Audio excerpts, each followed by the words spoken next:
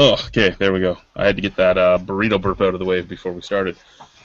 Well, good day, YouTube, and welcome to another episode of the DWEEbS UNITED. Now, this was mostly Joe's fault, so this week's Joe's fault, which was, actually thinking out a top 10 list, because there's so many top 10 lists that come out. Bloggers put them out all the time, so it was, instead of going off the top of our head, because we always do, somebody always asks what's your favorite beers, go through and actually make a list of the best beers you've had, both locally and overall. So we did that. First and foremost, though, before we start, what is everybody going to be drinking? For me, I'm going to have this piece of crap right here, Henninger Premium Lager from Germany. Sounds tasty. Oh, doesn't it? Sounds like it's going to taste like nothing. I am partaking in Garrison Irish Red right now. What else did you partake in this evening, Lee? Double Jack Imperial Pumpkin Ale from Garrison, and I had Kozel Lager from the Czech Republic. I'll be drinking Boulevard from their Smokestack series, their Dark Truth Stout. It is an Imperial Stout, 9.7%, sent to me by DJ. So. I'm going to be having my 1-year-old age Obsidian Porter, which somebody was nice enough to give to me. It's... You only had like 15 of them, right? I have like 8 left. Oh, poor baby. Where's that violin busted out, Lee? Honfos Oktoberfest. Nice. Awesome. Okay. So we're going to start this off with, oh look, Tiku Murray's going to join us. We're going to start this off with our local beers. So we're going to start first and foremost over on my far, well, it would be my left, but stage right. We're going to go with Joe first to talk to us about his top beers of New York. Oh boy. Well, I think this should be a disclaimer for everyone, but these beers are of what I personally drank. I'm sure you'll get some viewers being like, "Oh, you haven't had this." Or, this is what I have drank. There is another caveat right there. When this list is up and all done, it's what we've drank up to this point. Things could change as you go forward, and not everybody's drank the same beers. Yeah. So I'm going to start with honorable mentions, even though Chad specifically told me not to do it. Lee is the king of beer tube, so I listened to him first. And as far as the honorable mentions go, I have 5, and the first one is from the Matt Brewing Company, a.k.a. Saranac. Yes, Saranac. What? Yes. Their Maple Porter, they made it 5 years ago. It was in their 12 Beers of Winter mix pack. One of the best maple beers I've ever had. They haven't made it in 5 years because they suck. So that's one. Number 4 is from the Horseheads Brewing Company out of Horseheads, New York, and it's their chocolate porter. This beer always wins awards, like New York on Tap, big festival. That really doesn't matter, but it's a good beer. I know, Chad, I gave one to you and you weren't impressed by it, but I liked it. Not enough to put in my top 10, though. Number 3, Southern Tier Brewing Company's 2X1, which is, I think, a single malt, single hop seasonal beer. And they're going to change up the hop every single year. This past year, they used Mosaic, and it's phenomenal. Not good enough to be in the top 10, though. Number 2, Lee had this one, 6 Point Brewery's 3 Beans Baltic Porter. Okay. Pretty interesting Baltic Porter, and pretty cheap considering it was 10% alcohol by volume, so pretty good beer. And then the last one is Keegan Ales out of Kingston, New York, their Mother's Milk Stout. One of the best milk stouts I've ever had. Their coffee milk stout, though, Joe Mama's, not as good. All right. So to get into top 10, number 10, I think a lot of you guys have actually had this beer, Brooklyn Brewery out of Brooklyn, New York, their Black Chocolate Stout. I even think that distributes now to some places in Canada. Not positive on that. The caveat on that one, though, is that I like to drink it a year old, or it's way too boozy for me. But it's awesome that it says it's a Black Chocolate Stout. They use no chocolate in it. It's just from the black malt. So awesome beer if you get a chance to try it. And I think it's pretty cheap. It's like $6.99 a 4-pack for a 10% beer. You really can't beat that. Number 9 from the 6 Point Brewery out of Brooklyn, New York. They're Rad. Now, this is a beer, kind of. It's a radler, and a lot of people think it drinks more like a juice. It's made with a proprietary blend of 5 different fruit juices, and I think the base beer is a Hefeweizen. And you actually do get the characters from the Hefeweizen, you know, the banana clove and all that stuff. It's a beer I could drink for breakfast, lunch, dinner, whenever. Unfortunately, it's one of those beers that people run out and buy because they needed to try it this year, so I'm hoping next year that you can get it wherever. Number 8, from the 6 Point Brewery, again, out of Brooklyn, New York. They're high res. It's pretty much a triple IPA, 11.1% alcohol by volume, 111 IBUs. It's the only triple IPA I've ever had that actually doesn't taste like an American barley wine. Very juicy, lots of honey sweetness, awesome beer. 6 Point does amazing stuff.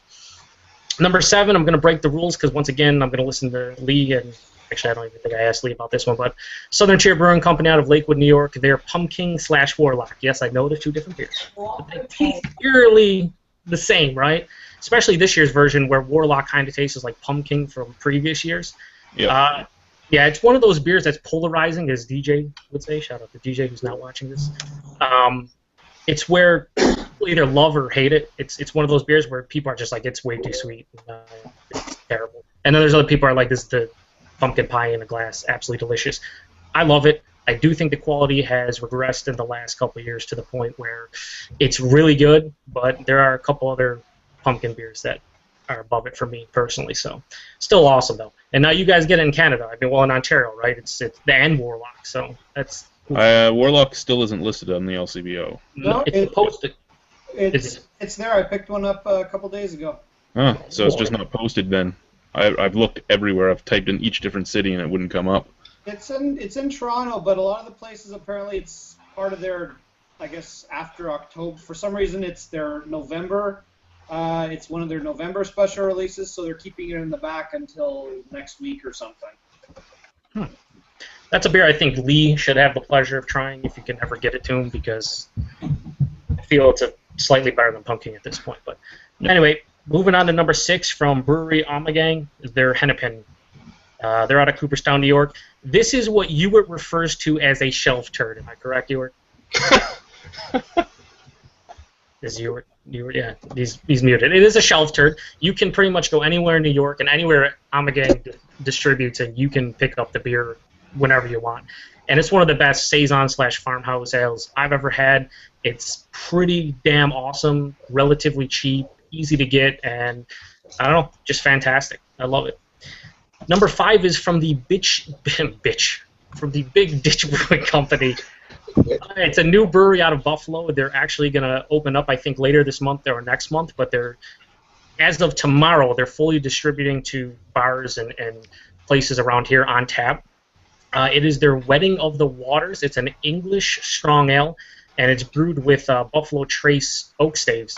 I actually talked to the vice president / head brewer for like a half an hour at the fest that I tried this at, and he mentioned a bunch of different beers they had in the pipeline. But this was an awesome beer, and one of the few. I mean, you're going to see my top 5 list for New York State, but you're actually seeing good beers now being brewed out of Western New York, which a year ago, 2 years ago, I mean, it was a beer wasteland.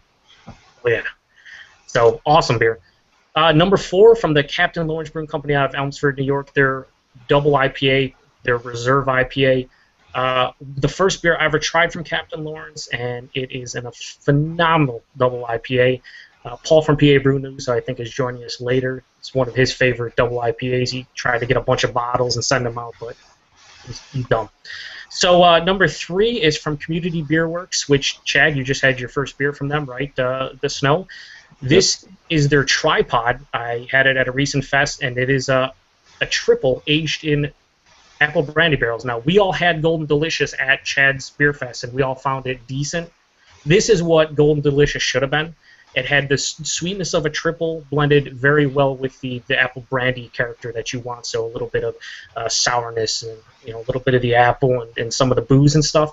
Absolutely amazing. They said they put it in the barrel for 4 months, whereas I think the Golden Delicious was 10 to 12 months. One thing I'm finding with a lot of apple brandy barrel beers I've had, the longer they sit in the bottle, I think the longer it dominates and just takes over the base beer. So hopefully when people use apple brandy barrels going forward, 6 months max. Otherwise, I think you get a mess. Number 2, from the Ithaca Beer Company out of Ithaca, New York, Flower Power. One of my top 5 IPAs period overall, and definitely my favorite IPA in New York State. The problem with this beer, though, is after 4 or 5 weeks, it goes downhill quickly. It has probably to do with they use honey malt, I believe, and then the hops they use they die out quickly. If you drink the beer at 4 weeks and then 6 or 7 weeks, completely different beer, and it's actually for the worse as you drink it older. Typically how it is for IPAs, but this one more so than others. And then my number one beer in New York State is from the Hamburg Brewing Company out of Hamburg, New York, and it's their Derailer. It's an imperial stout brewed with coffee, aged in bourbon barrels. The cool thing about this, the bourbon barrels were given to them by my favorite local bottle shop, which Chad has shopped at as well, Premier Gourmet. They are Buffalo Trace bourbon barrels. You can only find it on tap at Premier Gourmet or at the brewery itself. And is it Bourbon County? Is it Parabola? Is it Black Note? No. I mean, there aren't many that are those beers. But for a Western New York beer and a brewery that just celebrated their first anniversary, it's a phenomenal beer.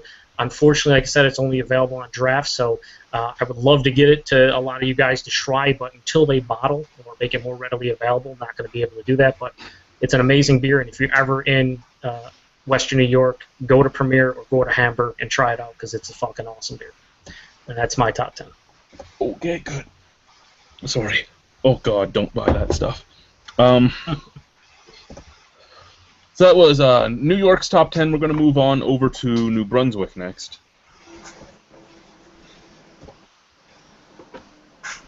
Maybe. You're muted, Nick. Sorry with that, technical difficulties. Alright, I should mention first off, I kind of included PEI in my list because there's really not that many breweries in New Brunswick. New Brunswick is the, by population, the eighth, what was it, second smallest or something like that, as far as population goes in Canada.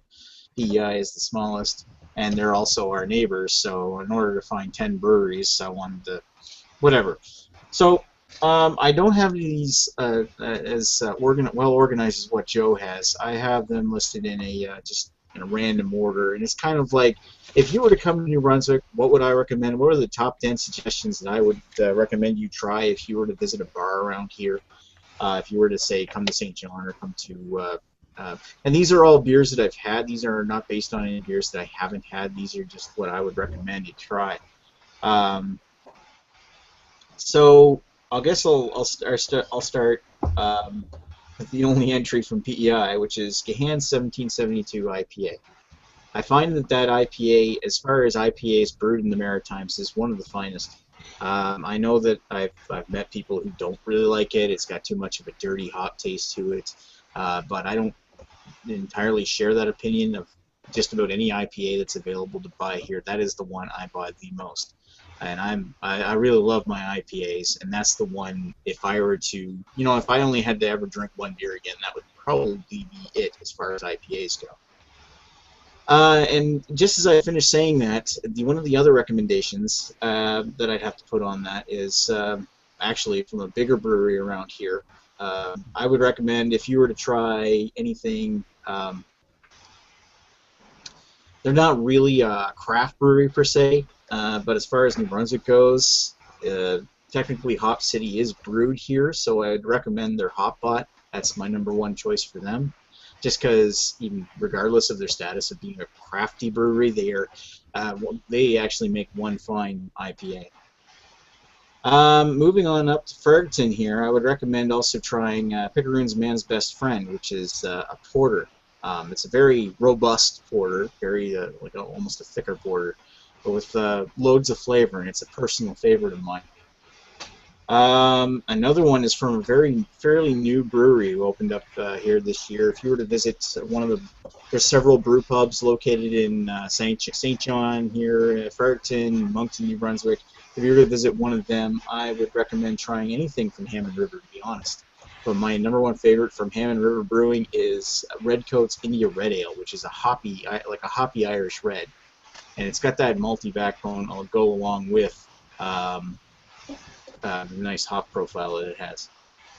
Another new brewery that we have here actually is Petit Sol, and they make a nice, like a Belgian, I don't know if you want to call it, yeah, I think you could classify it as a Belgian Saison.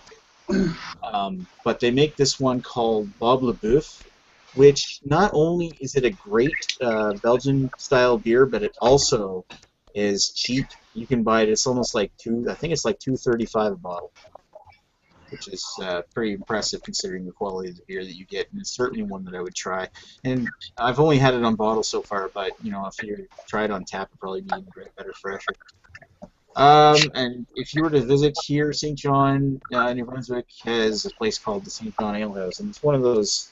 Well, it's a brew pub, right? So, well, it's not really a brew pub. It's more like trying to find the word for it, and I'm not really great at finding the words in midair like this.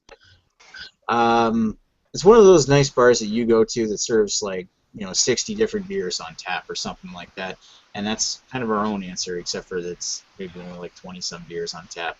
But one of the specialties that they get every once in a while is Moosehead will brew a cask IPA, and it's kind of like their cask ale, except for this one is super dry hopped, and it's an IPA. What more do I need to say? But it's treated in the English cask style, and it's quite delicious. I've had a chance to have it. Shiretown from up in Dalhousie, they make a really delicious, one of the best brown ales I had. I'm not really a big fan of brown ales, and Shiretown makes this really great brown ale called the Big Brown Ale. And I've had a chance, I may even drink another one tonight, but I've had a chance to have it on numerous occasions, and it's been stellar every time. Another one worth mentioning is a true Belgian-style brewery that just started up last year in Fredericton, and they've gotten a lot of help from Picaroons getting off the ground.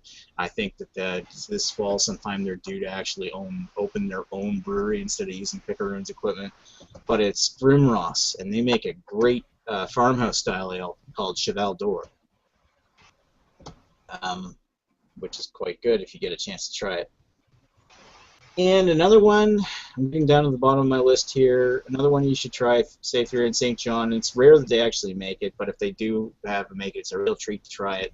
And it's notable that, it's not quite as good as it was a couple of years ago, but it's still pretty decent, and it's Big Tide's Tidal Wave Double IPA, which is only available at the brewery itself, like at the brew pub. But it's a decent double IPA. It's not as good as like when it first came out. It was originally co-created by Big Tide and the famous Greg Nash, who's featured on Rock Bottom Brew Pub.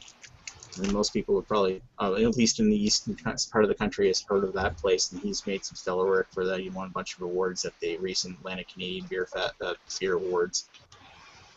And he co-created that with Big Tide and was good. But it's still good. Anyway, and to finish off the list, and this is a beer that, you can't really buy anymore, but I'm just putting it on here. I think Joe did the same for one of them. He's really hoping that they make this again, and I'm sure that Lee's probably going to agree with this, and it's Pump House's Doppelbock. I really hope that they make that again, because, if they were to take that, especially when we had a couple of bottles that were aged over a year, they just keep mellowing out and getting better and better. And if Pump House was to have ever if Puppas was to ever brew that again and age it for a while before releasing it, it would be an amazing maritime beer. And that's my top 10 list. Awesome, thank you very much. We are going to shift on across the same maritime area and go to Lisa there, the king of beer tube. Yes. Okay, so best beers in Nova Scotia. I'll start off on number 10. I'll say Hell Bay English Ale out of Liverpool. If you're looking for just a good, true-to-style sort of English bitter, it's probably your best choice in Nova Scotia as far as I'm concerned, from what I've had anyway. There's nothing exciting about it, but it's basically the only example of that sort of style that really stands out for me out of all the places I've been in Nova Scotia. So Hell Bay does a good job on it, and it's worth checking out. As far as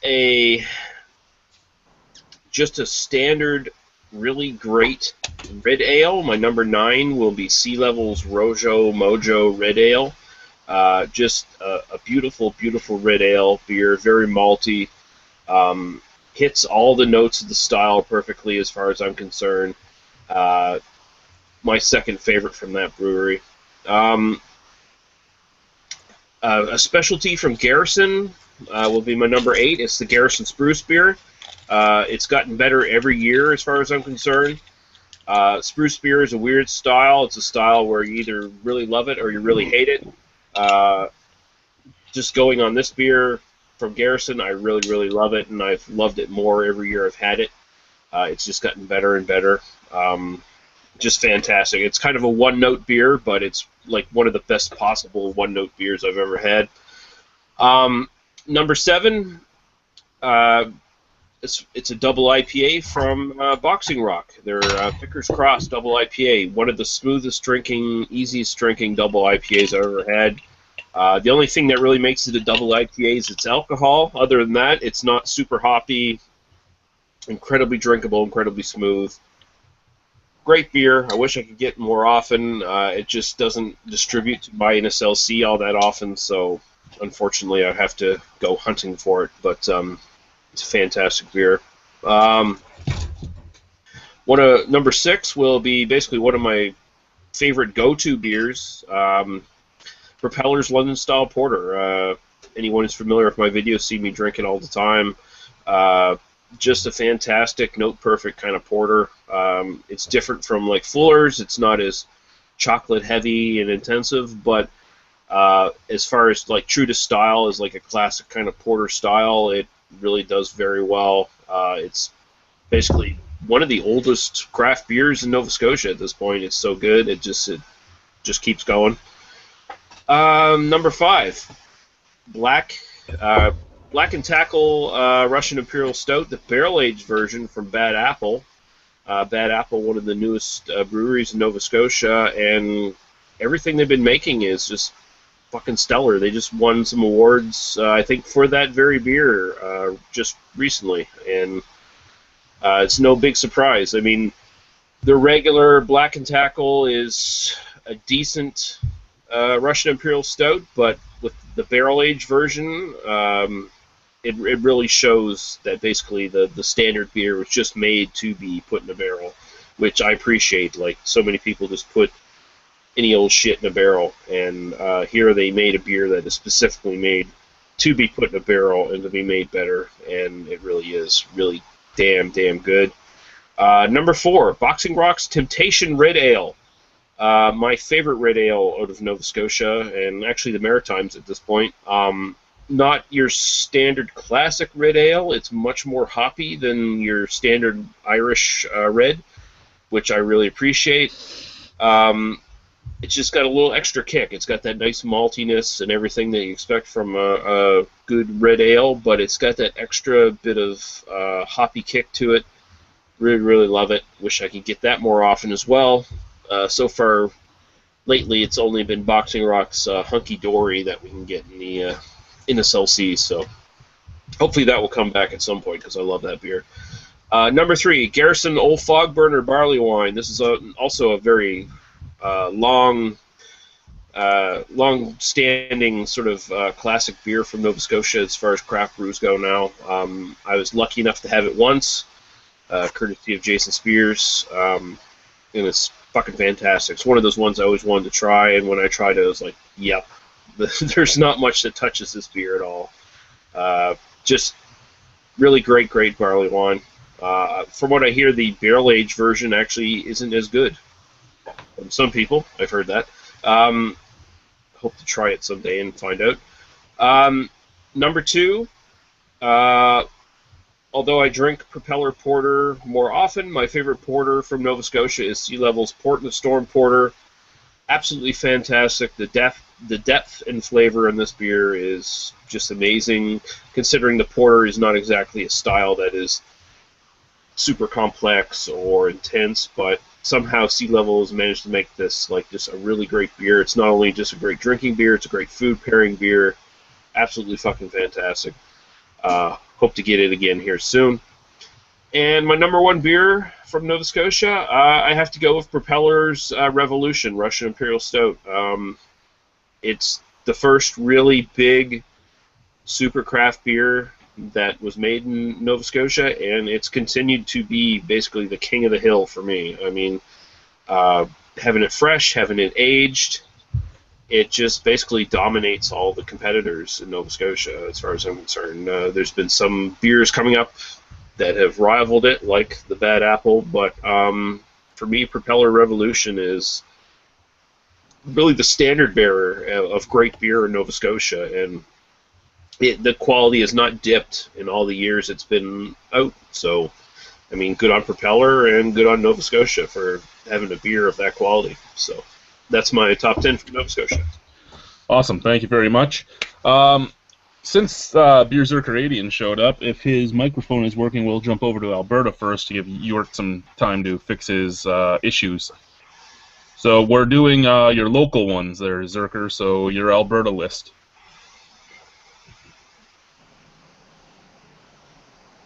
Or we can just go on to me. It's okay. Okay, there's silence on the floor, so I'll do my list, and then we'll go to Greg. 1 second here, guys. Just pouring myself some more of this. And for anyone wondering, this year's Framboise from Lindemans is filled with sweetener, and you can tell. It used to be one of my favorite beers. Oh. Echo. Sorry, my microphone's off. Is it on now? Yep. Yeah, we can hear you.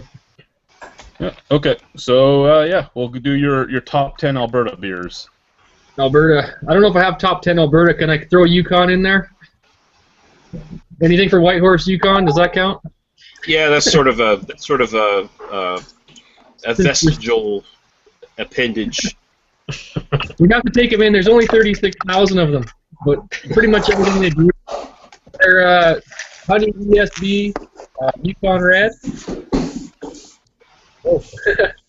and their Espresso Stout. Everything they got, their IPA is great, but and I'll go through everything Wild Rose has. And then the new brewery coming up from Cal. I don't know if I have 10 Alberta breweries. We're pretty short on breweries here. But the new Tool Shed, they got the Canadian Cream Ale, and their Red Ale and their IPA are all pretty banging. And Wild Rose's Red Wheat. And Wild Rose's IPA is pretty solid for just a typical IPA. And, yeah, we're pretty short on craft breweries in Alberta right now. But I did find a new one tonight, but I haven't tried before. I can't let them yet. Ugh. And don't make me start listing Big Rocks. A lot of beer, man. This province is dry for craft scene. I didn't bring my top 10, but they're from everywhere, sort of thing. Alrighty.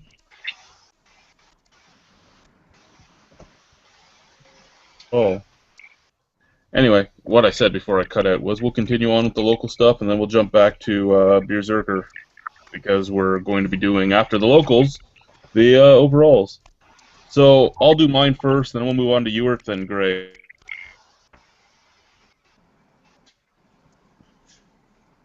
Mostly I'm trying to do mine first because my internet fucking sucks. Like Joe, I did have I whittled my list down to 15 and then knocked out the 5 that I didn't want to put in my top 10. So I'll just mention them and not say anything about them. But the 5 that didn't make it, that were on my short list, was Bo's Burnt Rock Vanilla Porter, Block 3's Dead Now, the Silversmith Strong Wrong Lambic No. 1, Refined Fool Strike 4, and 5 Paddles Midnight Paddler. Ooh, yeah. Now, my top 10, period. Number 10, Flying Monkey's Orange Mungus. How can you not want a Radler that's orange juice? It even has fucking pulp in it. Like, that is an amazing, amazing Radler. 9, Muskoka's Winter Jack. So you're taking Winter Beard, which is their double chocolate cranberry stout, and you're adding it to Jack Daniel's barrels and aging it in the Jack Daniel's barrels. Beautiful, beautiful beer. 8, Flying Monkey's Bare Naked Lady Chocolate Stout. Arguably, Chocolate Manifesto is a more chocolatey beer, but it's such a more obscene sweet bomb that I think the BNL just is a more rounded beer. 7, Nickelbrook's Buff Cafe, which is Nickelbrook's Coffee Pale Ale. That's a fucking awesome beer. Joe had it with me when we did it. awesome beer. Forked River's Golden Shard would come in 6th. Probably the one beer from Forked River that I bow to and say this is amazing. Chardonnay barrels with some specialty yeast and everything to make a beautiful, beautiful, slightly sour ale in an area that isn't used to stuff like that. Number 5 Paddles, a few of my favorite things. And it is one of my favorite things. It is a great, it's vanilla, bourbon-soaked vanilla beans and a bunch of other shit, all in one beautiful beer.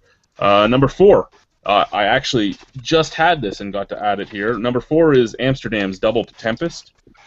For me, again, thank you, Greg, for bringing that. I'd never thought I'd have an Amsterdam beer on my top 10 list, but I do. You mean the blonde's not on there? No, the blonde, the KLB, none of that's on there, no. Number 3, Nickelbrook's Whiny Bastard. I love Whiny Bastard. It reminds me so much of a lot of the brewery stuff, so much of a lot of other sour ales around the world. Just a Bolshevik Bastard soured. Beautiful, beautiful beer. Old Kentucky Bastard basically soured. Number 2, again, a beer that was just brought to me and I just had. Number 2 for me from Ontario is Black Oak's Epiphany No. 1. Probably the best North American quad I've ever had, possibly the best quad I've had, period. Beautiful, beautiful cherry notes, beautiful malty notes, beautiful backbone. Just everything about it is great. Even the price is great. $10 for the bottle is perfect.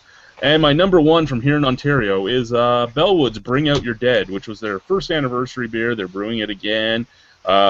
Basically, one of their imperial stouts aged in cognac barrels. It was the first big, bad, meaty stout that I had that wasn't done in just like regular bourbon or whiskey or anything like that. And I think that's why it just has a soft spot in my heart, because everybody was using normal barrels, and then out came this cognac barreled stout, and it just came off with some new flavors that you didn't normally see, and I loved that. So that's my list. Let's go to Ewart next. All right, can you guys hear me all right? Yep. Yes. All right, good. All right. Just like everybody else, or a few people, I have a short list, honorable mentions, which includes Sawdust's Bloody Long Voyage to Uranus. Didn't like that very much. Great Lakes Thrust. Bellwood's Donkey Venom, which I had recently, which I wish I bought more of. That was fantastic. And a shout out to Stay Classy by Bellwoods, because just what they pulled off there is fantastic, and gotta give a shout out to them for that. But to the top 10 in Ontario, according to me, which don't mean shit. Number 10, Cameron's Deviator Doppelbock. Readily available, decently priced, pretty badass. Love the style, and barrel age is awesome. So, number 9. Osthouse's Bier de Garde, because I just love that style of beer.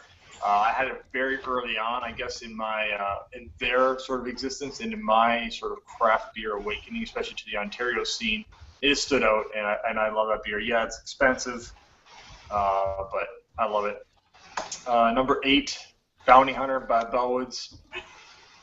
Coconut, need I say more? Number 7, Muskoka Winter Jack, because a barrel-aged version of already awesome beer, executed well, awesome stuff. Number 6, just like Chad on Chad's list, Forked River's Golden Shard. It was shockingly great, caught me off guard. Best sour in the province to date. I guess if Whiny Bastard is considered a sour, then I guess there wouldn't be, but because I have that at number 3, I'll get that in a second. Bellwoods, number 5, Bellwoods Roman Candle, my favorite Ontario IPA. It's got the perfect combination of resin and citrus, which makes an awesome malt bill for me, so that's perfect. Number 4, Great Lakes Apocalypse Slater. I really wasn't big on black IPAs, and I started having a couple good ones, and this one really, it's my favorite Great Lakes beer. It's awesome.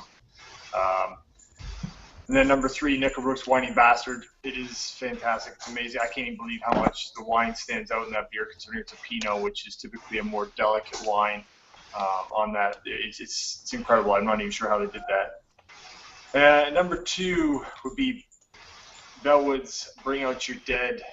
And the only reason it's number 2 is because number 1 has cherries in it. And it's the same beer, which is Bellwood. It's 3 minutes to midnight. So I couldn't call them one, which I wanted to call them number 1, both of them, in case it's the same beer, one with cherries. And I have a soft spot for cherries, especially I've disowned you. I've disowned you. You're a sad motherfucker. Well, I'll remember that in my next beer meal. You should have asked the King of Beer too if you're allowed to combine them as one. That was your breakfast I should have asked. You could have done it. You could have done it. I did with Pumpkin and Warlock, so I mean, like, you know, you just gotta ask. He would have just told me to do a dance, you know, peasant dance, and I would have done it, and I said, okay, sure. So Well, that's my Ontario top 10. that is a Bellwoods-centric list. Hey, I'm not saying it's not right. I'm just saying it's very Bellwood-centric. I'm actually keeping track of every Ontario beer us Ontario guys said. That's why I'm looking now at my list plus your list and. Get ready for more. I'm pretty sure Greg's 8 of the 10 that Greg is going to mention is going to be Bellwood. Well, Greg, you're up next, so go ahead. Wait, do I get to do a Michigan I list wouldn't yet? have Bellwoods. Well, my list is basically, you may as well call it the best beers in Toronto because 9 out of 10 of them are from Toronto. And the number 10 spot, I pretty much had about 10 different beers I wanted to put in there, but I ultimately went with this one just to have something from somewhere else in Ontario, and I went with Refined Fool Short Pier Long Walk, which is my personal favorite beer from them. It's a really solid double IPA. I was actually surprised by it because I didn't like the regular IPA all that much, but to me this was just a really good IPA, and like I said, there's other beers I could put on here, but let's give Sarnia a little bit of credit. Number 9 is Bellwood's Grizzly Beer. To me, it's kind of like a black IPA light, and it's the way I like a black IPA, which is a lot more IPA and a lot less stout. That was Gotham. I'm taking it. My internet died. Grizzly Beer. I prefer Grizzly beer. Okay. Yeah, and my number 8 is Roman Candle, which I feel is a great compliment to Grizzly Beer. When I'm actually at the Bellwoods Brewery, I like to. Those are usually the 2 pints I like to go back and forth between. It's one of my favorite IPAs, just absolutely fantastic. Number 7, another Bellwoods product, Donkey Venom. Now, this one's kind of weird because I don't really like sour beers for the most part, but this one just blew me away, and I've got one more bottle left. I wish I had bought a few more. Number 6 is Apocalypse Later by Great Lakes. That is my favorite black IPA. Again, it's a black IPA the way I like it, which is very hoppy. Number 5 is the Amsterdam Double Tempest, which is just a fantastic sipping beer. The only reason it's probably not higher is because it's one of those beers that you almost can't drink by yourself. By the time you drink the whole bottle, it fatigues you. Number 4 is Great Lakes Karma Citra, which is my personal favorite standard IPA. I love the Citra hop, and really I think it's the best beer they make. Number 3 is Epiphany Number 1 by Black Oak Brewery. That is just one of the best barrel-aged beers I've ever tried, and I wish I could buy more. Sadly, I bought the last one from the brewery earlier today, so at this point, whatever's in the LCBO is all you can get. Number 2 is, again, Black Oak's 10 Bitter Years. My favorite double IPA. It's regularly available, which is great. It's not that expensive, and to me, taste-wise, I still haven't found a better double IPA. The only reason I actually didn't put this as number 1 is because there's some batch variations. I've had some that aren't as good as others. And number 1, I think Lee will agree with this, is Cool Beer Buzz Millennium. Yes. You got the perfect combination of malts and hops, and Really, my number 1 is boring, but Bellwoods Bring Out Your Dead. What can I say? It's just a fantastic beer. My only issue with it is I've only ever had it once, so I'm hoping that their next batch can actually stand up. So many Bellwoods fanboys in here. It's sickening. Yeah. So, actually, you have Aaron's list to read. I do. Do you not? I do. Alrighty. So he doesn't have any honorable mention list. He just has a straight top 10. For him, number 10, Muskoka Winterjack. He says, I actually think I love fresh winter beer more, but since they pulled a fast one on LCBO customers, this is somehow more readily available at bars, and he hasn't had a fresh winter beer in so long, I can't tell if it's all in my head. Number 9 is Great Lakes Apocalypse Later. Remains the best black IPA he's had to date, and he's not even a huge fan of the style. Number 8 is Bellwood's Bounty Hunter. He says this probably could be replaced by Cameron's Obsidian Rum Barrel Porter, but it's been so long since I had one. I still have one aging and hoping it still holds up or even blows me away. Number 7 is one that someone has not mentioned yet, so that's cool. Bo's Bottle Imp. He said this was redemption for Bo's this year, although he hasn't exactly been wowed since, and he still refuses to buy their mix packs. Number 6 is Great Lakes Brewing Thrust, an IPA. He says it's neck and neck with Roman Candle for him, but he's going to give it to Great Lakes. Number 5 is Flying Monkeys BNL. He says he actually thinks he likes Chocolate Manifesto a bit more, and in parentheses he put that cherry note, which I agree with him. He says this holds a fond place in his heart and in his cellar as the Imperial Sweet Adjunct Bomb. Number 4 is Nickelbrook's Immodest. He said Bogey Monster was up there, which is a Bellwood's release, but he says this takes the cake. Sucks that Malevolent was so bad. Lee and I both not in agreement. And Chad, and pretty much a lot of people. Number 3, Nickelbrook Whiny Bastard. An already great stout after the disappointment that was Kentucky Bastard. This was awesome. Number 2, Bellwoods Bring Out Your Dead. If this isn't on everyone's Ontario list, I will be repeating myself. Shocked. Where's the feedback coming from? Berserker? Berserker? Alright, that's better. Can you hear me? No, it's not. Well, huge echo, Berserker. Huge. Berserker. Hello? Alright, much better. And then his number 1. Oh, He's back. Headphones, dude. yeah, Berserker, you gotta mute yourself. Okay, hold Alright, there, perfect. Number 1 is one that hasn't been mentioned by anyone, so that's cool. It's Bellwood's Motley Crue 2014. He says he was so skeptical of this beer that he only bought one bottle, a dry hop Brett Pale / IPA. Visions of Laval danced in his head. Man, was that ever a bad call. It's like combining the juiciest hop bomb with a nice oaky dry white wine. I pity those folks sitting on this one since once the Mosaic and Citra hops fade. So that was his top 10 Ontario beers. Awesome. So, the reason I wrote this all down and was keeping track of it is I'm going to compile a Ontario beer tuber list out of it, and it's just going to look gross as GLB and Bellwood stuff, but it is what it is. That's what we say is the best. That's what we say is the best. Okay, so before we get to like the top 10 of all time, can I go to comments here for a You second? certainly can. All right. Okay, let's refresh here for a sec. Okay, Greg Dollahan Brewing's here. He says, "Evening, gents. I'll be listening in. Chad, you need to PM me on Facebook, buddy. Cheers." He also says everything's Joe's fault, apparently. Todd the Beer Dude, Todd Beals here watching, says, "Good evening, gentlemen." Hey, Todd, how you doing? Jim Sears here. He says, "New Brunswick Nanotap Takeover this Saturday at Stillwell in Halifax. Should be fun." Awesome. Devin, Devin's on here. He says, "Looks like Alberta has some bad microphones as well. I would have loved to have joined this, but I don't have the time to compile a list. Brought up my Xbox headset, so hopefully that works better next time I'm on." I got doubts about that. Alberta's technically challenged. Every beer tuber from Alberta is technically challenged. Fucking Brad.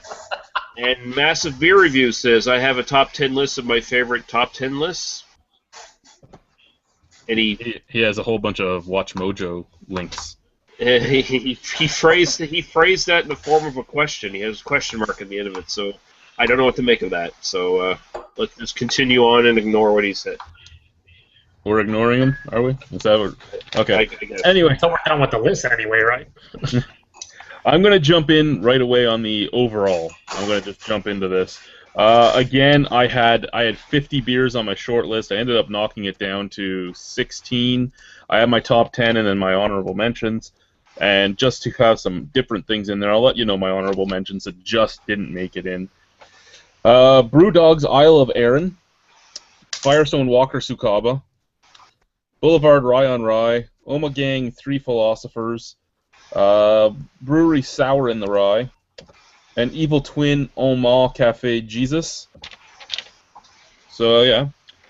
Number 10 for me was Sam Adams' Utopia. I personally shot of it thanks to our good buddy the Duchette, and it really is a great beer. If you have the money for it, you're not losing out, but I personally just couldn't do it. But I can't deny that it was a great beer. Number 9, Russian River's Consecration. Thank you, Ewart, for bringing that over. That was again, another great beer. Number 8, Nickelbrook's Whiny Bastard. There is a few that made it onto this list from my first list. 3 of them, to be exact. Number 7, the Duchess de Bourgogne. One of the very first sour beers that I could sit back and drink a case of if I had to. A great sour if you haven't gotten into sours or you want to get into sours. It's a great starting point. Little sweet, little sour, beautiful beer. Number 6, Trappist Rochefort 10. Number 5, Black Oak Epiphany number 1. Number 4, the Brewery's Black Tuesday. Again, old man.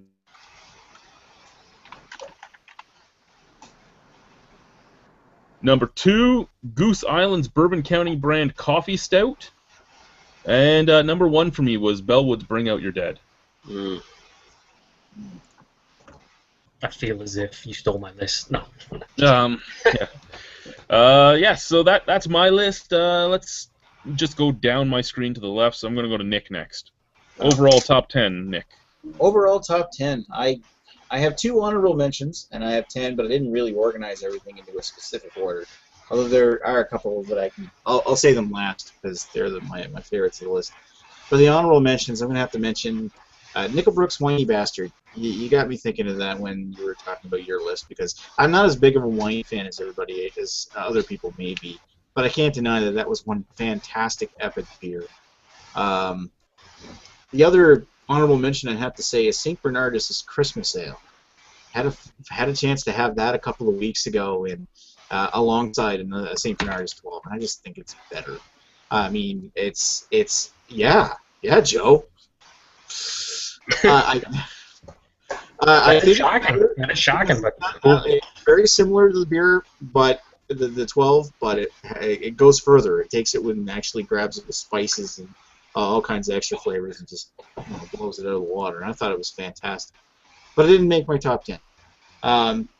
So my top 10 is this. It's going to be Unibrew 17, one of my favorites. Dogfish Head's 90-minute IPA is still one of the best IPAs I've had from the States. Propeller's Russian Imperial Stout. I have to mention it because it actually deserves being mentioned. I had a chance to, Lee sent me a bottle one time, and I sat on it for a year. And I am so glad I did because that bastard smoothed right into one velvety piece of goodness. It was just epic. Another one, and this is what I had recently. But it blew my mind when I had it. Was True to DWEEbS Les Quatre Surfeurs de l'Apocalypse, which is kind of like a white IPA made with. I think there's fruit juices in it, but I didn't look it up. I just know that it had some mind-blowing flavor. It's very citrusy. Black Oak's 10 Better Years. That's one of the best IPAs from Canada I've ever had. An all-time favorite of mine is Chimay's Grand Reserve. And for the token Bellwoods mention, I got to say my favorite Bellwoods I've ever had was Witch Shark. I still think of that bottle of it I had that one time. Another one worth mentioning is AleSmith Speedway Stout. If you love coffee, you're going to love that beer. And the top two are probably pretty damn predictable. If anybody's followed my channel, it's going to be West Flutter 12, which was an honor to try when I've had a chance to have that one. And another honor to have was Pliny the Elder. I mean, yes, these are very hyped beers, but in my opinion, they stacked up. Not only did they live up to their hype, but they were damn delicious. It seemed like, well, yeah, duh, they're going to be damn delicious, but they were worth it, in my opinion. Even the $20 I paid for the West Flutter 12 in a small bottle. That's my list. Alrighty, so next to my left would be Lee. Okay. So, my number 10 would be my number 1 from the Nova Scotia list, the Propeller Revolution RIS. It's one of my favorite Russian Imperial Stouts. It stacks up there. It's goddamn good. It's probably the most drinkable Russian Imperial Stout I've ever had, so that's good points for that. Number 9, my favorite porter of all time, Fuller's London Porter. It's the classic standard bearer of the porter style as far as I'm concerned, and it's never let me down. It's just awesome chocolatey, dark, malty goodness, and it's an awesome beer. Far more complex than people give it credit for. Next will be Oscar Blues 1050 Imperial Stout. That's my number 8. I love that beer. Best canned Imperial Stout I've ever had. Probably the only canned Imperial Stout I've ever had, so, you know, whatever. But, fucking awesome beer. Just really intense. It's an Imperial Stout that really punches you in the face with its intensity, and I love it. Absolutely love it. Number 7, Duval. Just a great standard bearer, again, of Belgian-style beers. Perfect, just golden pale ale sort of thing from Belgium with the Belgian yeast in it, and it's awesome. Absolutely awesome. I love it. Probably one of the most refreshing beers I've ever had in my life. Number 6, Bose the Bogfather Imperial Gruit. Drinking Bose bog water did not prepare me for how awesome this beer is. I mean, it just blew me away when I had it. It's a weird style, but it's just so unique and so fucking good that it had to be on this list as far as I'm concerned. Great, great fucking beer. Oh, excuse me. Number 5, Orval. Basically, I'm not big on sours and stuff like that. Orval really isn't a sour per se. It's more of a marriage of Trappist and sour beers. But for me, it's probably the weirdest beer on my list, and it's one I've loved ever since I've had it the first time. It's an amazing beer. Just so unique. Style on its own, really, and it's great. Number 4, the O'Hanlon's Thomas Hardy Ale. I guess I should probably say the 2008, just in case. But fucking great. Ewart hooked me up with that, which I'm forever grateful for. Fucking fantastic.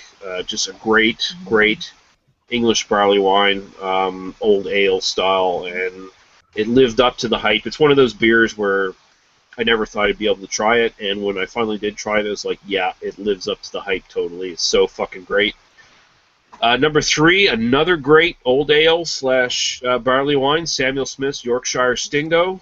Fucking amazing. I only had it once, but I can still remember it to this day. Just how fucking good it is. I can still fucking taste it. It's so good, and it's awesome. Nothing more to say about it. I mean, if you haven't tried it, you owe it to yourself to be able to try it, because it's much more easy to get your hands on than fucking Thomas Hardy. So, number 2, Goose Island Bourbon County Imperial Stout. I know it's kind of a cliche thing to say, but it really is probably the best Imperial Stout you'll find from the USA, and it's one of the best in the world. For the amount of alcohol most of the versions have, you won't find an easier drinking stout at that sort of level of alcohol. You'll be hard pressed to find one anyway. And my number 1, dare repeat some other people's answers here, but Bellwood's Bring Out Your Dead. That's just I can't believe how fucking good that beer is. I really can't believe how fucking great that beer is. It just edges out Goose Island just that much. But it's so fucking good. Nice, nice. Moving down, continuing to my left is Mute Face Murray. That means I need to unmute myself. All right. Okay. Great list so far. Honorable mentions, because I had to do it because it was tough. Just to get in that top 10, I have Thomas Hardy's Ale in my honorable mentions because I've had an 06 and an 08. They're fantastic, but I guess I'm still longing for an older version, so to see what that's like. Founders Backwoods Bastard, because I'd say no more. Dudiciel's Pêche Mortelle, I thought this would be in my top 10 because it is one of my favorite beers all the time, anywhere, especially on tap. Next up, honorable mention, Russian River's Supplication, the best I've had from them. Consecration was awesome. This one was just a hair better, just based on the barrel selection. And then finally, Jack's Abbey's Baby Maker, just outside my top 10. Sorry, Joe. But for the top 10, I am going to start with 10, Rochefort 10, which is my favorite quad, Belgian quad. Hair above Westy, a little bit more above the St. Bernardus 12. It's awesome. I can't wait for that to hit the LCBO. I will buy all of it if I can. Number 9, Chad mentioned Boulevard's Rye on Rye. Blew my doors off when I had that. Amazing. Just combination of barrel and just base malt, just perfect.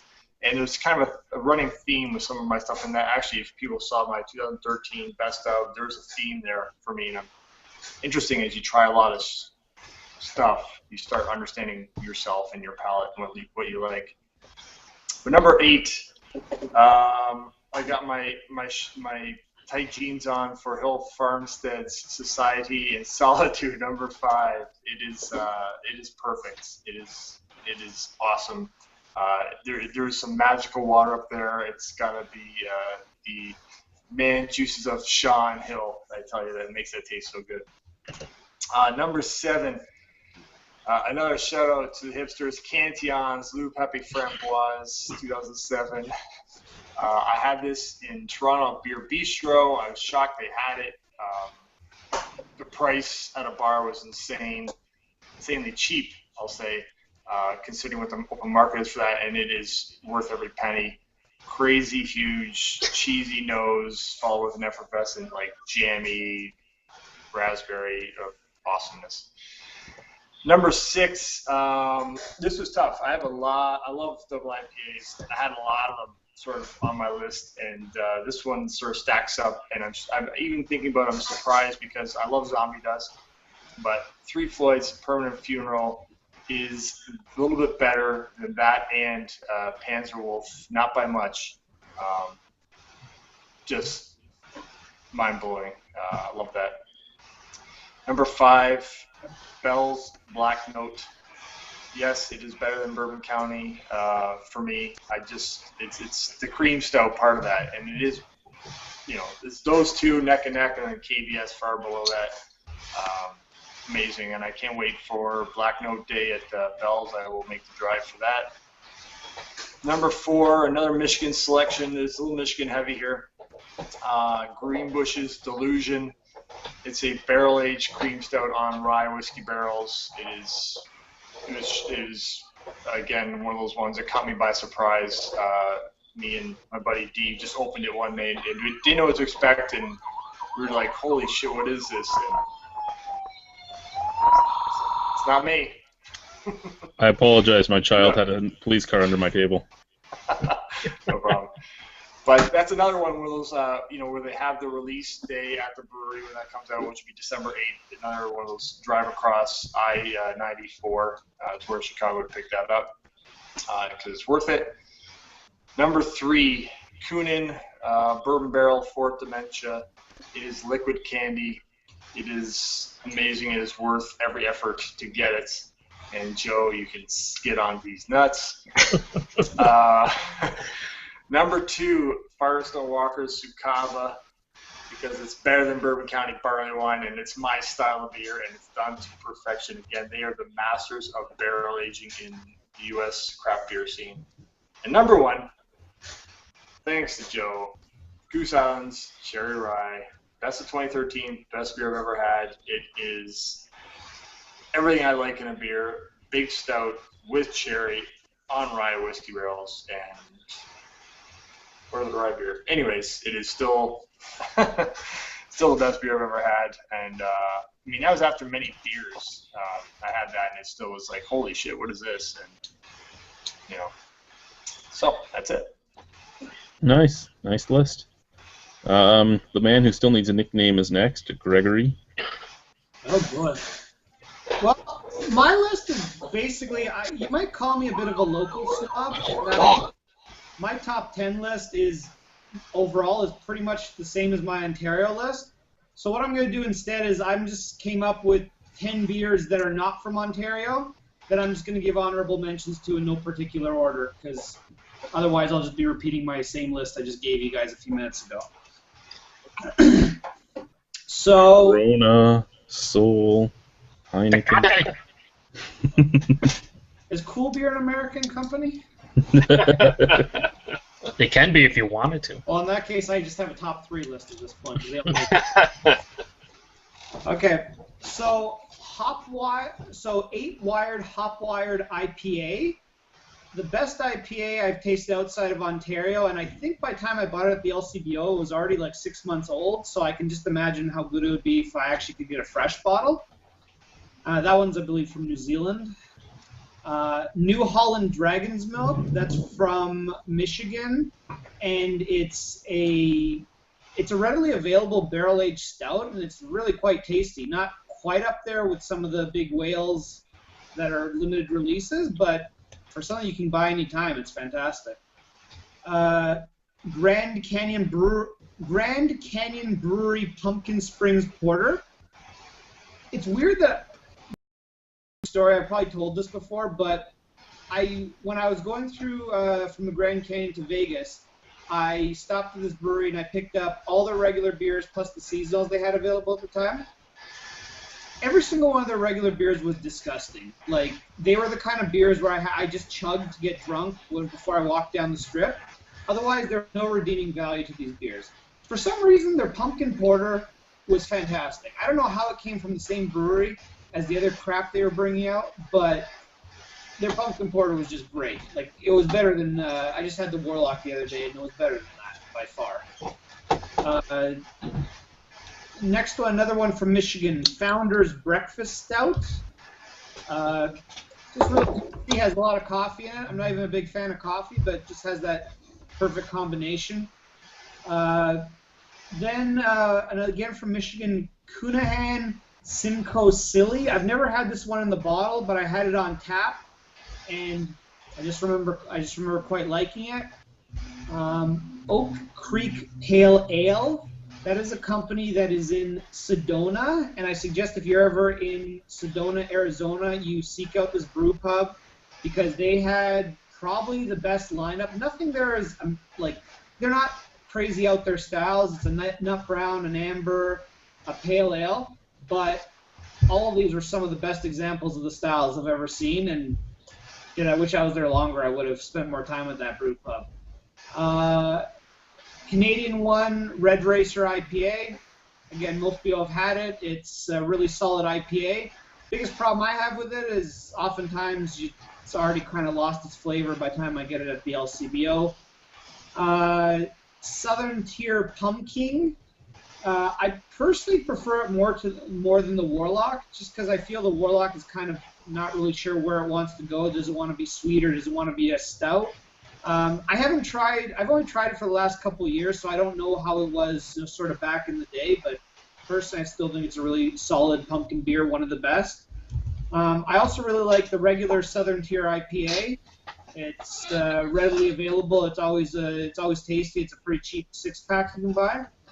And then the final one is the St. Bernardus 12. Up until I tried the Epiphany number 1, it was actually my favorite Belgian quad. Not really a style I go after that much. I've probably tried less than 10, so probably nowhere near as much as you guys. But I thought that one was probably the best one. I preferred it to the Rockford. I have not tried a Westie, so I don't know how that compares. But so that's my, in no particular order, list of 10 non-Ontario beers. Nice, nice. Continuing on the list, we have My Fucking Microphone Sucks, Zerkeradian.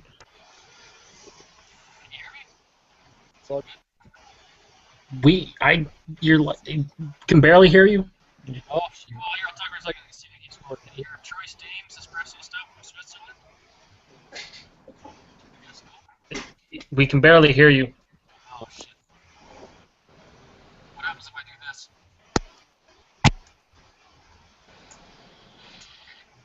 Where's it all fucked up still? Yeah, it's still. Oh, sorry, I guess I'm having some audio issues tonight here. So maybe I'll have a rig or something. Sorry.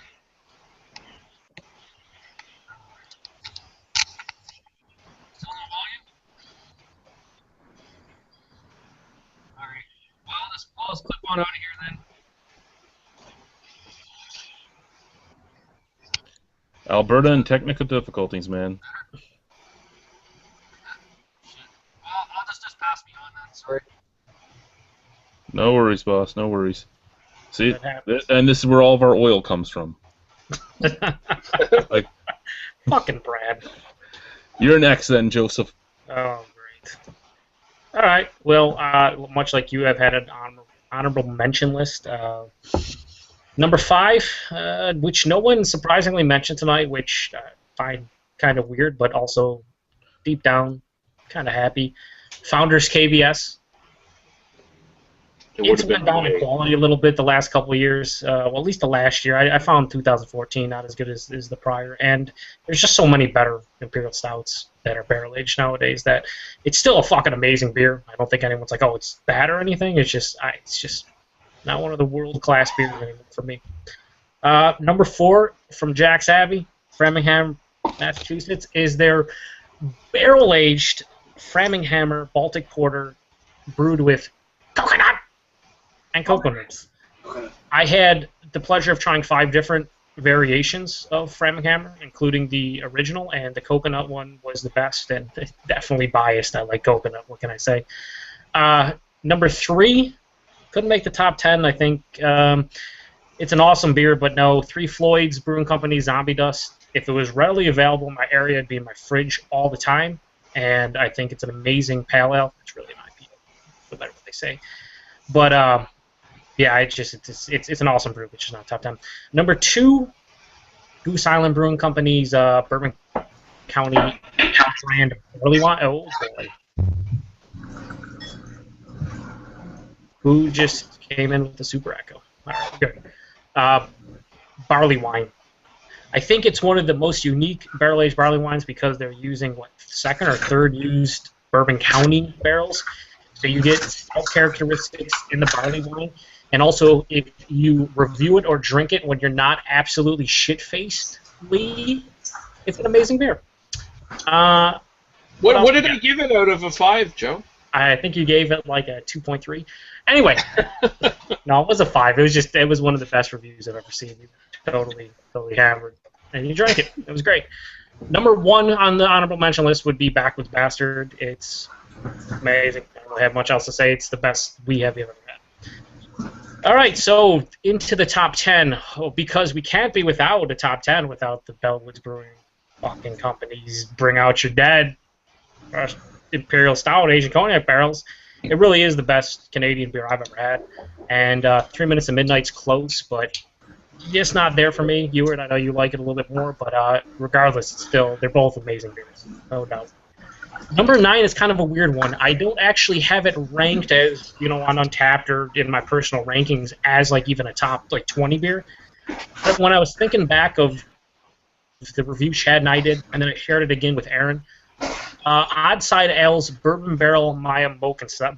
Oh, such a good beer. It is without question for me the most complex, unique, mind-blowing experience of a beer. There are so many things going on in that I think everybody who can get to try that at some point, you owe it to yourself to do so. It might not be your favorite beer, might not even be fucking top 50 beer, but it's so unique and so awesome and different. You got to try it at some point. And here's the kicker. It's 6%.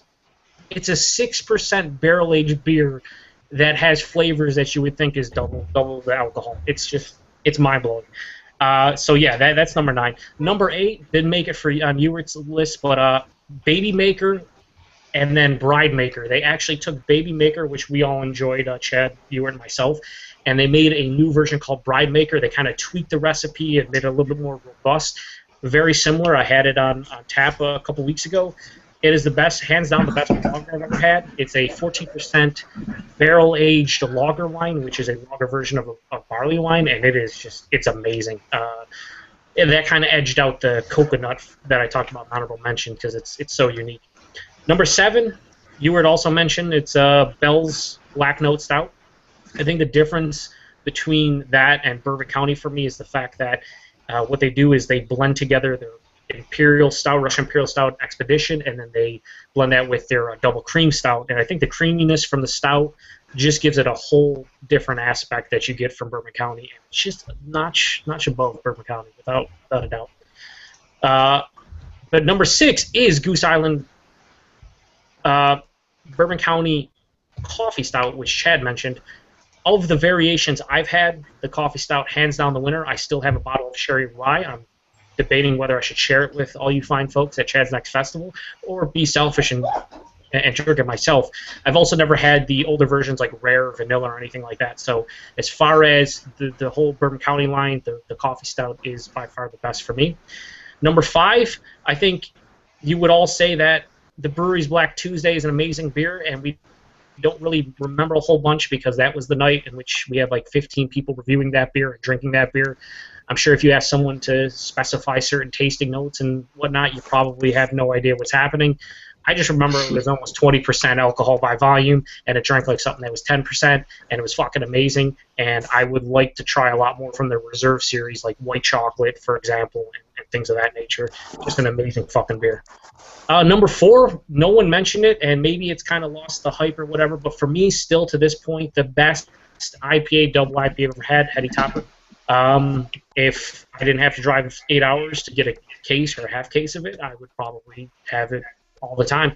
It's 8% alcohol by volume, and it drinks like something that's like 5 or 6, and it has amazing flavors. So one of those beers I think everyone should try. Number 3 is one that I had with Paul. Went down to his place on Labor Day, and I picked this up on a whim. It was $25 for a 500-milliliter bottle, and I was like, what am I doing? And then I was like, after I drank it, I was like, I want more of it. It is from North Coast Brewing Company, and it's their old stock Cellar Reserve 2011. It's their old stock. It's an old ale, aged in brandy barrels. And kind of the reaction that you guys get from Bring Out Your Dead and the whole cognac barrel thing, I pretty much got that same thing. And I got the same thing from this and just straight brandy barrels. It was, I don't know, it was, when I drank it, I knew right then I was drinking a top 5 beer. You know, you get when you drink something, you're just like, this is one of the best beers I've ever had, without question. In the review, though, I kept on trolling Paul and saying, is this apple brandy barrels? And he kept on telling me, there is no apple brandy in it. And I just kept on rolling. It was fun. Number 2, Firestone Walker Brewing Company Chicago. Fucking coconut. Coconut! Either way you look at it, best barley wine, hands down. And number 1, thanks to Aaron for this, only because I don't think I'd ever pay, well, I would probably pay the price he did, but in the States, for whatever this is, 26, 27 ounces, it's cost $250 to $300. Samuel Adams Utopia. It comes down to the simple fact that in the States, it's about $10 to $15 for a 1 ounce pour. And, you know, you guys, a lot of you whiskey, bourbon, Scotch drinkers, Lee, you were Chad, you know, you wouldn't even pay that much for a top-of-the-line Scotch, right? Like, I mean, you're talking 100, 120, something like that. You're talking 250, 300 for fucking Utopia. For $1.15, which Aaron paid, I could do that. You're talking $5 an ounce or so, like five and a half. And price usually doesn't come in. It doesn't come into the rating or anything for me, but that's tough to pay. But it is hands down the most complex, amazing beer, if you want to call it a beer. I mean, technically it's a beer, but it's 28%. Drinks more like a spirit. At the end of the day, it's a fucking amazing beer. And I'll say this one last time: a beer that I think everybody at some point, whether you get a 1 ounce pour or an entire bottle of, you should try it and check it out for yourself because it is that good. And that's it. Tell you a funny thing about the Sam Adams Utopia is I ordered one last year, and then the LCBO broke it on the way to me, so never got to try it. It's a shame, Greg, because I mean it was $115 in Canada, and you're paying at least double that here in the States, and for $1.15. I'll see when it comes Do out. they give you your money back? Whatever. They at least give you your money back for it? Oh yeah, they gave me my money back for it, but they weren't able to replace it, so I was shit out of luck. But that's all right. You should have gotten like a rain trek voucher for this year. Yeah, it would be nice. Well, actually, it was kind of nice. They gave me my money back, and then I think they sent me a letter of apology. They spelled my name wrong on the letter, but they gave me like a free $50 gift certificate apologizing, that saying that this wasn't up to their usual standards of stuff. So I got free $50 to spend on other stuff. So I wasn't too upset. I mean, I'll try it one day. Dear Greg, we're sorry we broke your bottle of awesome beer. Actually, you're pretty close to how they spelled it. Actually, it was like they spelled Greg wrong. What the fuck? They spelled Greg wrong, and then they butchered my last name. Although my last name's kind of hard to pronounce anyway. So That's how you know they drank it. Well, we can actually hear you now, Berserker, if you want to. Is it coming in clear? Yeah. Sounding good? Oh, good. I just shut it off. Right on. Did you unhook your computer from the fucking microwave oven? Is that what happened? That's my fucking receptors, man. It's all the tinfoil. Yeah, it's. I got 10 beers that have been sticking in my head for a while. Choice Dames Espresso Stout from Switzerland. That's probably the best coffee beer I've ever had. And then I'm not a big authority on pumpkin beers. You can get any kind of visual? I got the bottles here too. No, can't see it. Oh shit! I won't waste my time then. Elysian Night Owl Pumpkin Ale for a pumpkin beer. That's pretty good. Nice little beer there. Yeah, and a lot of people might not like it, but I really like the Trooper, the Iron Maiden from Robinson's Brewery. And it's not the most flashy beer, but I really just enjoy that style for whatever reason. And the best Pilsner I've ever had is this Pincus Brewery, their Hill. Filtered Pilsner, certified organic. It's fabulous. I've never had a Pilsner like it as a me. And then I just did a Hefeweizen from Polaner from Germany, natural wheat. I really thought that one was solid. And there's a porter from Australia called Temptress Chocolate Porter from Holgate Brewing. That was a fabulous porter. That blew my mind. And then from Mexico, Pacapa's Imperial Winter Stout. Coming in at like 8.2%. And then Phillips from Victoria, their Puzzler's Belgian Black IPA. I enjoyed that quite a bit. And the Schwinnigan Handshake from Hot Troop for outrageously weird pumpkin beers. That's it.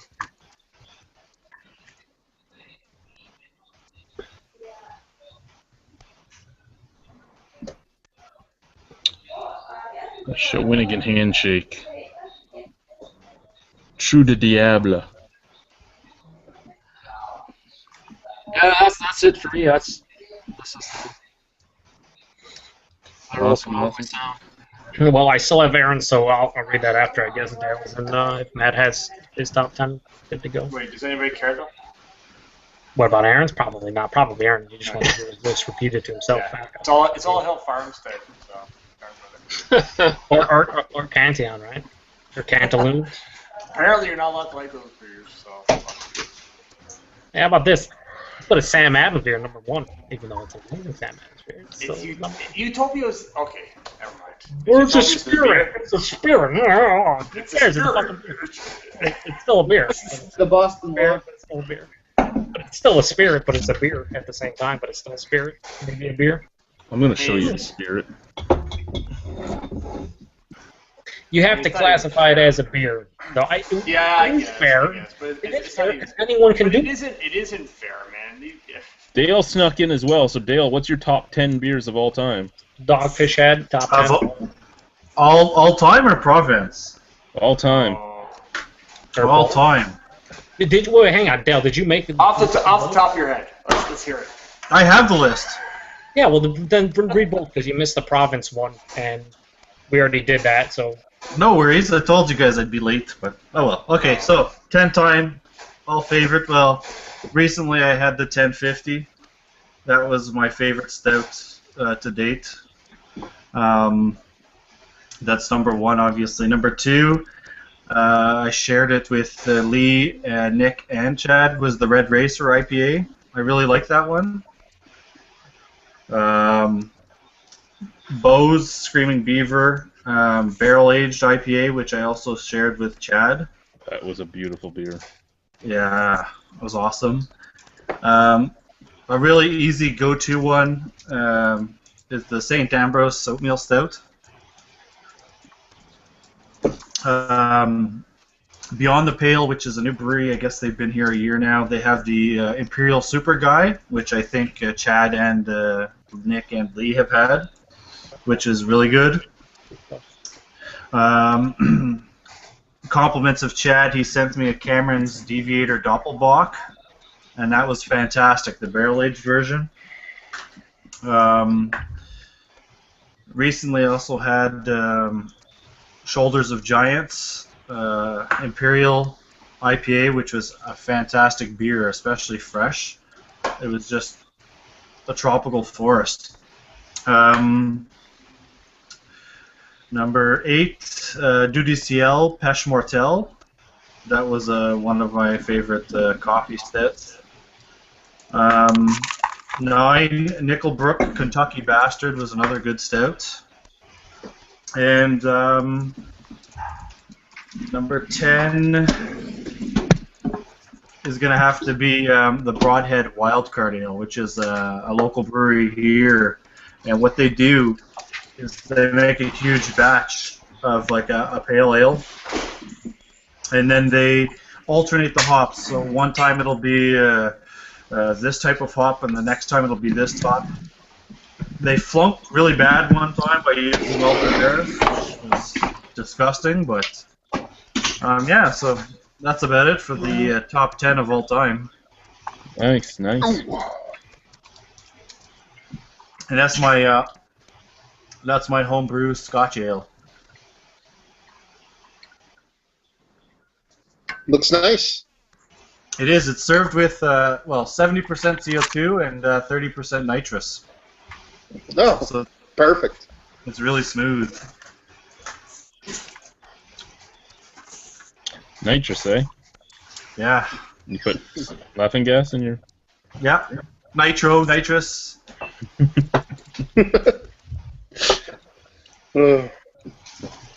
Oh. Well, you know what? The funny thing about all these lists is I'm sure a lot of us had close to the same short list. It's just picking what you want to put on there. And I mean, 1050 I saw commented on Facebook a few times, and 1050 is a great beer, and it is a beer that was on my short list. It just, I couldn't put it in my final list. And honorable mentions and everything else, there's a lot of overlap, and there's a lot of differences as well. It's interesting to see that. If I knew I could do honorable mentions, I would have had like Parabola, KBS, and Sukaba on that. I was surprised not to hear there wasn't many Belgian like strong darks or quads or anything like that on there. I mean, there was everybody has their Westfeltrin or maybe a Rochefort or something like that, but it definitely wasn't a ton of them on there. Yeah, no, I'm a really big fan of Duvel and Orval, of both of them, but I don't think I could put either of them in my top beers of all time. Probably my top 50, my top 100, but top 10 I couldn't do. I mean, Chimay would have been on my short list. Chimay Blue. See, I have 2 Belgians in my top. I think 2. Yeah. Yeah. I live with the mantra just fuck Belgium. That's kind of what I live by. Wait, no one else had a Cantillon? No one? No, because we don't wear skinny jeans and fucking glasses when you don't need them. Oh, Things I'm like so that. jelly. You need to go to jelly school. So Matt's the last guy, and then I'll read Aaron's list, I guess, and then that's pretty much it for everyone who's been here, right? Let's see. Honorable mentions, Rochefort 10. I mean, to me, that's just, I mean, between West Feltrin and Rochefort 10, I like Rochefort 10 better than West Feltrin. I'm a huge Sammy Claus fan, so Sammy Claus always gets an honorable mention from me. And then there's a string of Russian Imperials. Avery Uncle Jacob Stout, which I was a big fan of. Destruce's Black Albert. And probably my favorite all-time Russian Imperial, which is Courage Russian Imperial Stout. That's yeah. And last on honorable mention would be Firestone Walker Sukaba. Just didn't make the list. I love it, but, you know, top 10s are top 10s. Number 10 would be Castle Donker. I love Castle Donker. Such a good beer. It's like butter. It's like drinking butter in a good way, not in a disgusting way. It's so delicious. I mean, especially with a couple years on it, it ages. It's probably the most gracefully aging Belgian dark, tied with my number. Someone agrees. Someone drank a lot of those right now, it sounds like. Tied with my number 9, which would be Guden Carlus's Emperor Blue, which is like their like, I guess their Grand Cru, the Emperor. It comes out in February. It's like an anise bomb. It's like licorice in your mouth. It's so delicious. Anise bomb.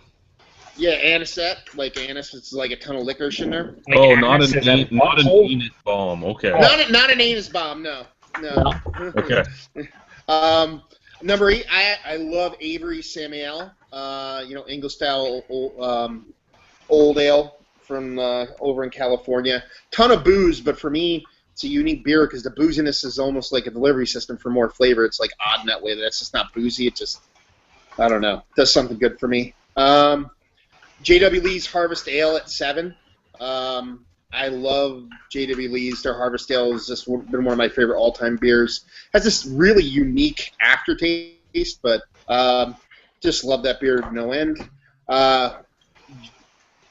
Joe had this on his Old Stock Cellar Reserve. I mean, any of them. The 04, the 09, or the 2011 are all just amazing. I mean, the 11's like crazy brandy, but in a good way. I mean, when you drink it, you're just drinking. It's almost like a utopia, to where you feel like you're drinking something other than beer, but it's beer. It's just amazing. Let's see. Number 5 would be Heritage Dogs Fred. They classify it as an American strong ale, but it's an old English ale that's a little bit hop forward. It's just something about it just does it for me. 4 would be Bourbon County's barley wine. I love the Bourbon County barley wine way more than the stout. It's just something they do with it, just from the mouthfeel to the barrel aging. It just does it for me. Number 3, Brewery's Melange 3. The Brewery Melange is like a mixture of their white oak, their anniversary series, which is an old ale, and their Black Tuesday. It's an amazing beer. And let's see, Utopia is number 2. I mean, it's Utopias. I mean, you know, liquor, beer, whatever. I just love that beer to no end. The what? Just said fucking right. Yep, I've had 3 or 4 different versions of it, and they're all just stellar. And number 1, by a mile, Thomas Hardy Ale.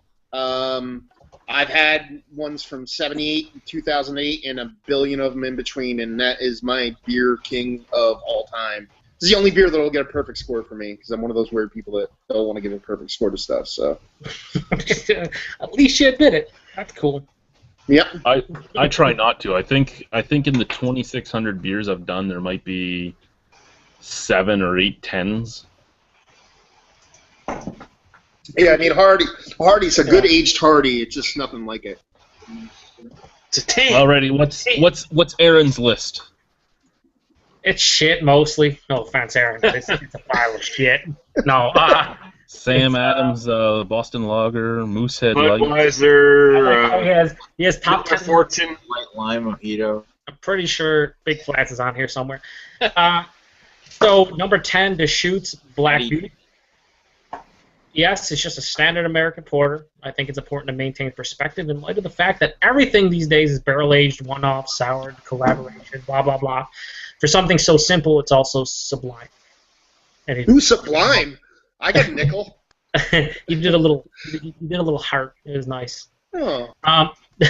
Number 9 is Hill Farmstead Arthur. He says, "Fuck Paul." I don't care what he says. I don't care what he says about that. Leave the hype for style that I enjoy, but I am rarely wowed by. This is the shit. Or I think he might have said, "This is shit." Not really. No, but he loves that apparently. Number 8, Ash Mortel. All-time classic. Takes well to barrel aging, but somehow the original still stands above quintessential adjunct Imperial Stout. Number 7, Founders Backwoods Bastard. He said, "Never mind KBS. This is where it's at with Founders. This beer somehow impresses me more every single time I drink it, and is great to cook with too." Gasp. And it's a self-turd, so it's awesome. It is. Number 6, Stone. Now this is specific to this date, but most of them are pretty awesome. Stone enjoyed by. Ewart did that. He must have done that. Stone Enjoy by 21414. While I've ranked several other double IPAs right up there with Enjoy by, it still stands out from the pack. This was the start to an insane year for him personally in terms of Imperial IPAs. He had Hetty, Gandhi-Bot, Hop Juju, which is a Fatheads brew, and the very unique 11% high res. Petra. Number 5, Goose Island, Bourbon County Stout. Yep. So all I put was yep. So, yeah. Number 4, this is a surprise. Bellwoods, Bring Out Your Dead. He says this carries over from the Ontario list, but not Motley Crue. Yes, I think this beer deserves a place on this list due to the fact that it stands up against many strong American offerings in a category that is largely dominated by U.S. Wales brew. I'd agree with that. Number 3, he kind of agrees with Matt here. He says Goose Island, Bourbon County, and barley wine. Instead of just putting yep, he put yap. And he also put, but seriously, barley wines are one of his favorite styles, and this brings notes of the stout along for the ride. I'd agree. Number 2, Firestone Walker's 17th anniversary. Much like Bourbon County brand barley wine, this checks stylistic boxes all over the place, and it worked on just about every level. Of course, Ewart, on the other hand, doesn't like malts or hops and gave us like a 7 out of 10. His palate is clearly stupid. Number 1, Samuel Adams Utopia. That's right. Sam Adams in first place. A still beer at 28%. Problem? Question mark. Yeah, problem, Ewart? Question mark. Multiple question marks. It takes your concept of beer and turns it on its head. And it does so in the most delicious way possible. I concur, good sir. And that's it. Yeah. Before I go on to another topic, I want to say this. Hashtag proper glassware. Nice. Okay. Actually, you know what? That's a segue. We had some great lists there, and this is a segue into my next topic, which is Oktoberfest. So, Dark Helmet. Dark Helmet. Yeah, Dark Helmet. Yeah. Anyway, and yes, it is good this year. So, there was a blog post posted about Oktoberfest, and it was a question. It was Oktoberfest, celebrating Bavaria, or a celebration of blandness. So it comes to two things. For myself, I think it's a celebration of blandness now. It's just drink as bland a beer as you can at most places. My questions to you guys is twofold. With all these craft beers, craft breweries making Marzens and making Oktoberfest export ales and lagers and everything else, are they kind of hurting themselves by making just more bland stuff? And 2, is it better to do this for the craft breweries the way, let's say, I mean, we don't all like them, but the way, say, Bose does it, where they go out and they pick like 8 different styles of German beers that you wouldn't normally hear and celebrate it that way? Yeah, the way Bose do it, I mean, as much as I love Bose, that's bullshit. Their packs are bullshit. I mean, if you're going to do Oktoberfest, make Oktoberfest beer. I think it's funny, most craft breweries you see here in North America are just craft breweries outside of the German region and shit. They're probably making more true to style Oktoberfest than what you actually see come out of Germany at this point. A lot of the stuff from Germany in that region now are sort of like just sort of bland lagers with maybe a bit more malt presence or something, right? But for the most part, they are very boring and bland. There's shit you put in a big fucking mug and you drink and you don't think about. I mean, Marzen today, let alone the traditional style, even more so today, Marzens are the most boring fucking lager style you can think of outside of Pilsner. But traditional Oktoberfest were they at least had some flavor. I mean, that was one of the things about them. They were darker, they had some flavor, some malt character. So when you see a craft brewery in North America try to replicate that traditionally, I'm all for it. Like, awesome, go for it. But I mean, for the most part, it's just a commercial thing. It's like, oh, we're a craft brewery, it's October, let's make our Oktoberfest so we can sell a shitload of it to idiots. And that's exactly what I think. Yeah, I mean, from what you're saying, it sounds like it's like tax return season for most people is like January to April in the United States. To me, like Oktoberfest is like tax return season for beer companies. They can use as the least amount of malt and barley and hops and whatever they have to use, yet churn out something they know they're going to make a bundle on. Whereas other beers they actually have to produce and give a shit about. This they can be like, okay, awesome, Marzen time. Let's just make some cash. And I would say anybody who really enjoys the style. I mean, and there are people that are like, oh, I love the fall time because all the Oktoberfest and pumpkin beers and all that shit comes out. Matt and I did it with Paul, but I would recommend I would recommend it to anybody though, and it goes for any style really. I think it's the only true style to give an unbiased review of it. Do a blind taste test of whatever style, and in this case, an Oktoberfest. I could have sworn up and down that Eyinger and fucking Great Lakes were my 2 favorite Oktoberfests by far. They had amazing flavor and blah, blah, blah, blah, blah, and all this great shit. And then we do a blind taste testing of it, and they're middle-of-the-pack blandness. Why? Because I don't have it etched in my brain that, oh, this is Great Lakes, and it's one of the better North American Oktoberfests, or this Eyinger, and it's one of the best fucking German Oktoberfests. I don't have that in my mind. What I have is glasses in front of me that I have no idea. There's shit mixed in with good stuff, and you don't know which is which. At the end of the day, you rely on what your palate says, and you get surprised, such as Sam Adams being, in our little taste test, the best fucking Oktoberfest. And I would have told you, like, it's middle of the pack at best. But for us, it won, and it's just like, you see how these people swear by it. I'm just like, go out there and just try a blind taste testing of some of these things. Take 8 Oktoberfest, mix them up, do it, and then tell me what your end results were, because you will be extremely surprised at the outcome. And it just goes to show you, I think the style as a whole, just because it's a traditional style doesn't mean it's a good style anymore.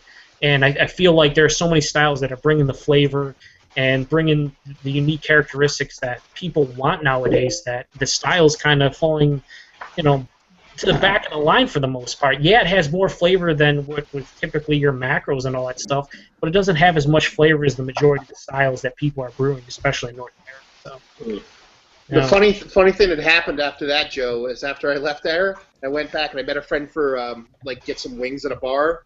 And they're like, what do you have on draft? They're like, this. And the last one, she's like, and it was the quote-unquote best they had. It was like Sam Adams Oktoberfest. I'm like, I kind of have to get it now. You know what I mean? Yeah. give it a big thumbs up for winning the day.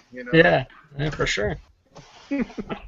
It's one of those things where I wish, everyone on BeerTube, you review a beer, and a lot of the times you can see before you even go into the review, I'm not saying anyone's biased, but a lot of times when you're like, oh, I made a trade for this, and this is a beer I wanted to try for 3 years, and oh my God, I mean, you're kind of thrown for a loop because it's like you want to give your honest assessment of the beer, but at the same time, in the back of your mind, it's like, man, everyone loves it. It's supposed to be great, blah, blah, blah. I think it does play a factor, even though you don't think it does. And the only way to truly review a beer is not know what it is. Give your honest assessment of what's in front of you. What is in the glass in front of you you're drinking? What notes are you getting? Because, I mean, there are so many reviews I see that you can tell that people are already biased, even though they want to say they're not. So, I don't know. No, I agree. Partially true, but at the other end of the scale, you get people getting orange marmalade from Labatt Blue after doing the blind taste test. Those people are just lying, Lee. Or their palate is so superior to us, we must bow to them. They're like almost superior. Or you can take something that somebody hates, like say Duggan's Sriracha Ace Lager, and dump it into a. Dude, the suspense builds. And dump it into a bottle of something he loves, i.e., Southern Tier IPA, and give it to him, and he's gonna go, "Oh, this is so good." That's right, honey hypocrite. We're still talking about you.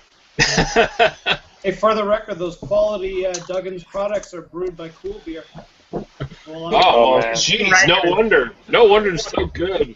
Another shout out for Cool Beer. Jesus. Yeah, we should have done a top 10 fucking brewery list. I'm sure Cool Beer would have been in Greg's top. There's a real buzz around that brewery. It's awesome. You know what?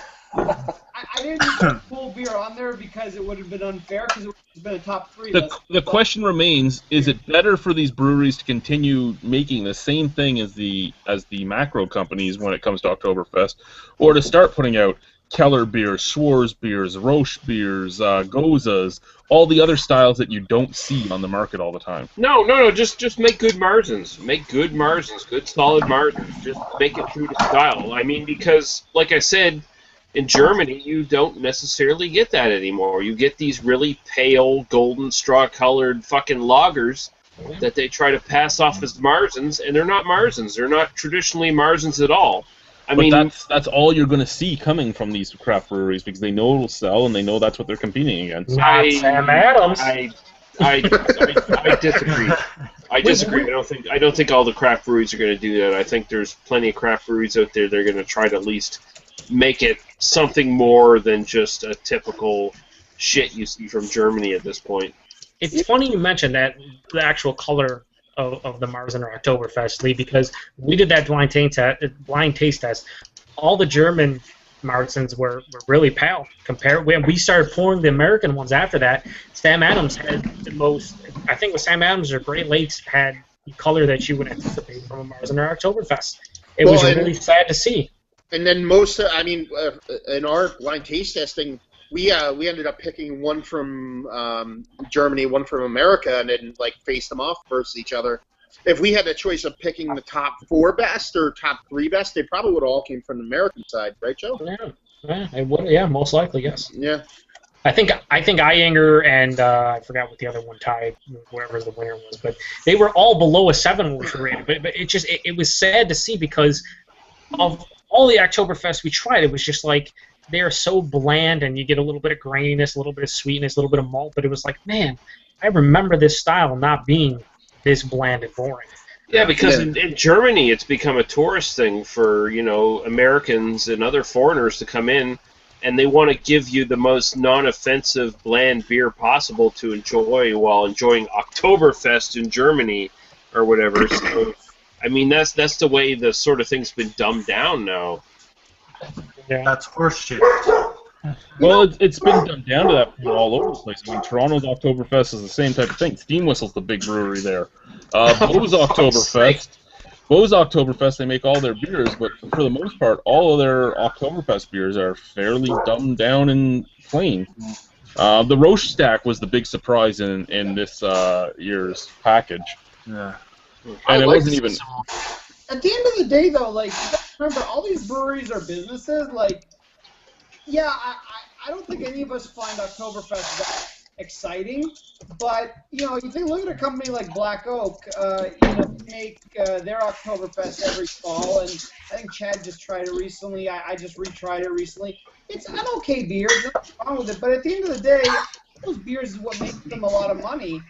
And the better beers like 10 Bitter Years and Epiphany No. 1 wouldn't exist if these breweries weren't making their bottom line. So I think these Oktoberfest and similar beers like their Saison as well, kind of like a transition beer. They can sell it to the broke crowd that just wants to get shit-faced off beer, but they can also sell it to the people who are trying to get into craft beer but haven't quite acquired the taste to be able to do an IPA or a stout just yet. Well, I get that argument, but at the same time, even the Oktoberfest from Black Oak, they're not. If they're trying this to try and get the taste for craft beer, they're never going to get the taste for craft beer because they're just tasting basically the same thing you can buy in a can from Beck's or from Henninger or any other. But Greg makes a good point. I mean, breweries are going to do what basically they're going to treat Oktoberfest as a money-making deal.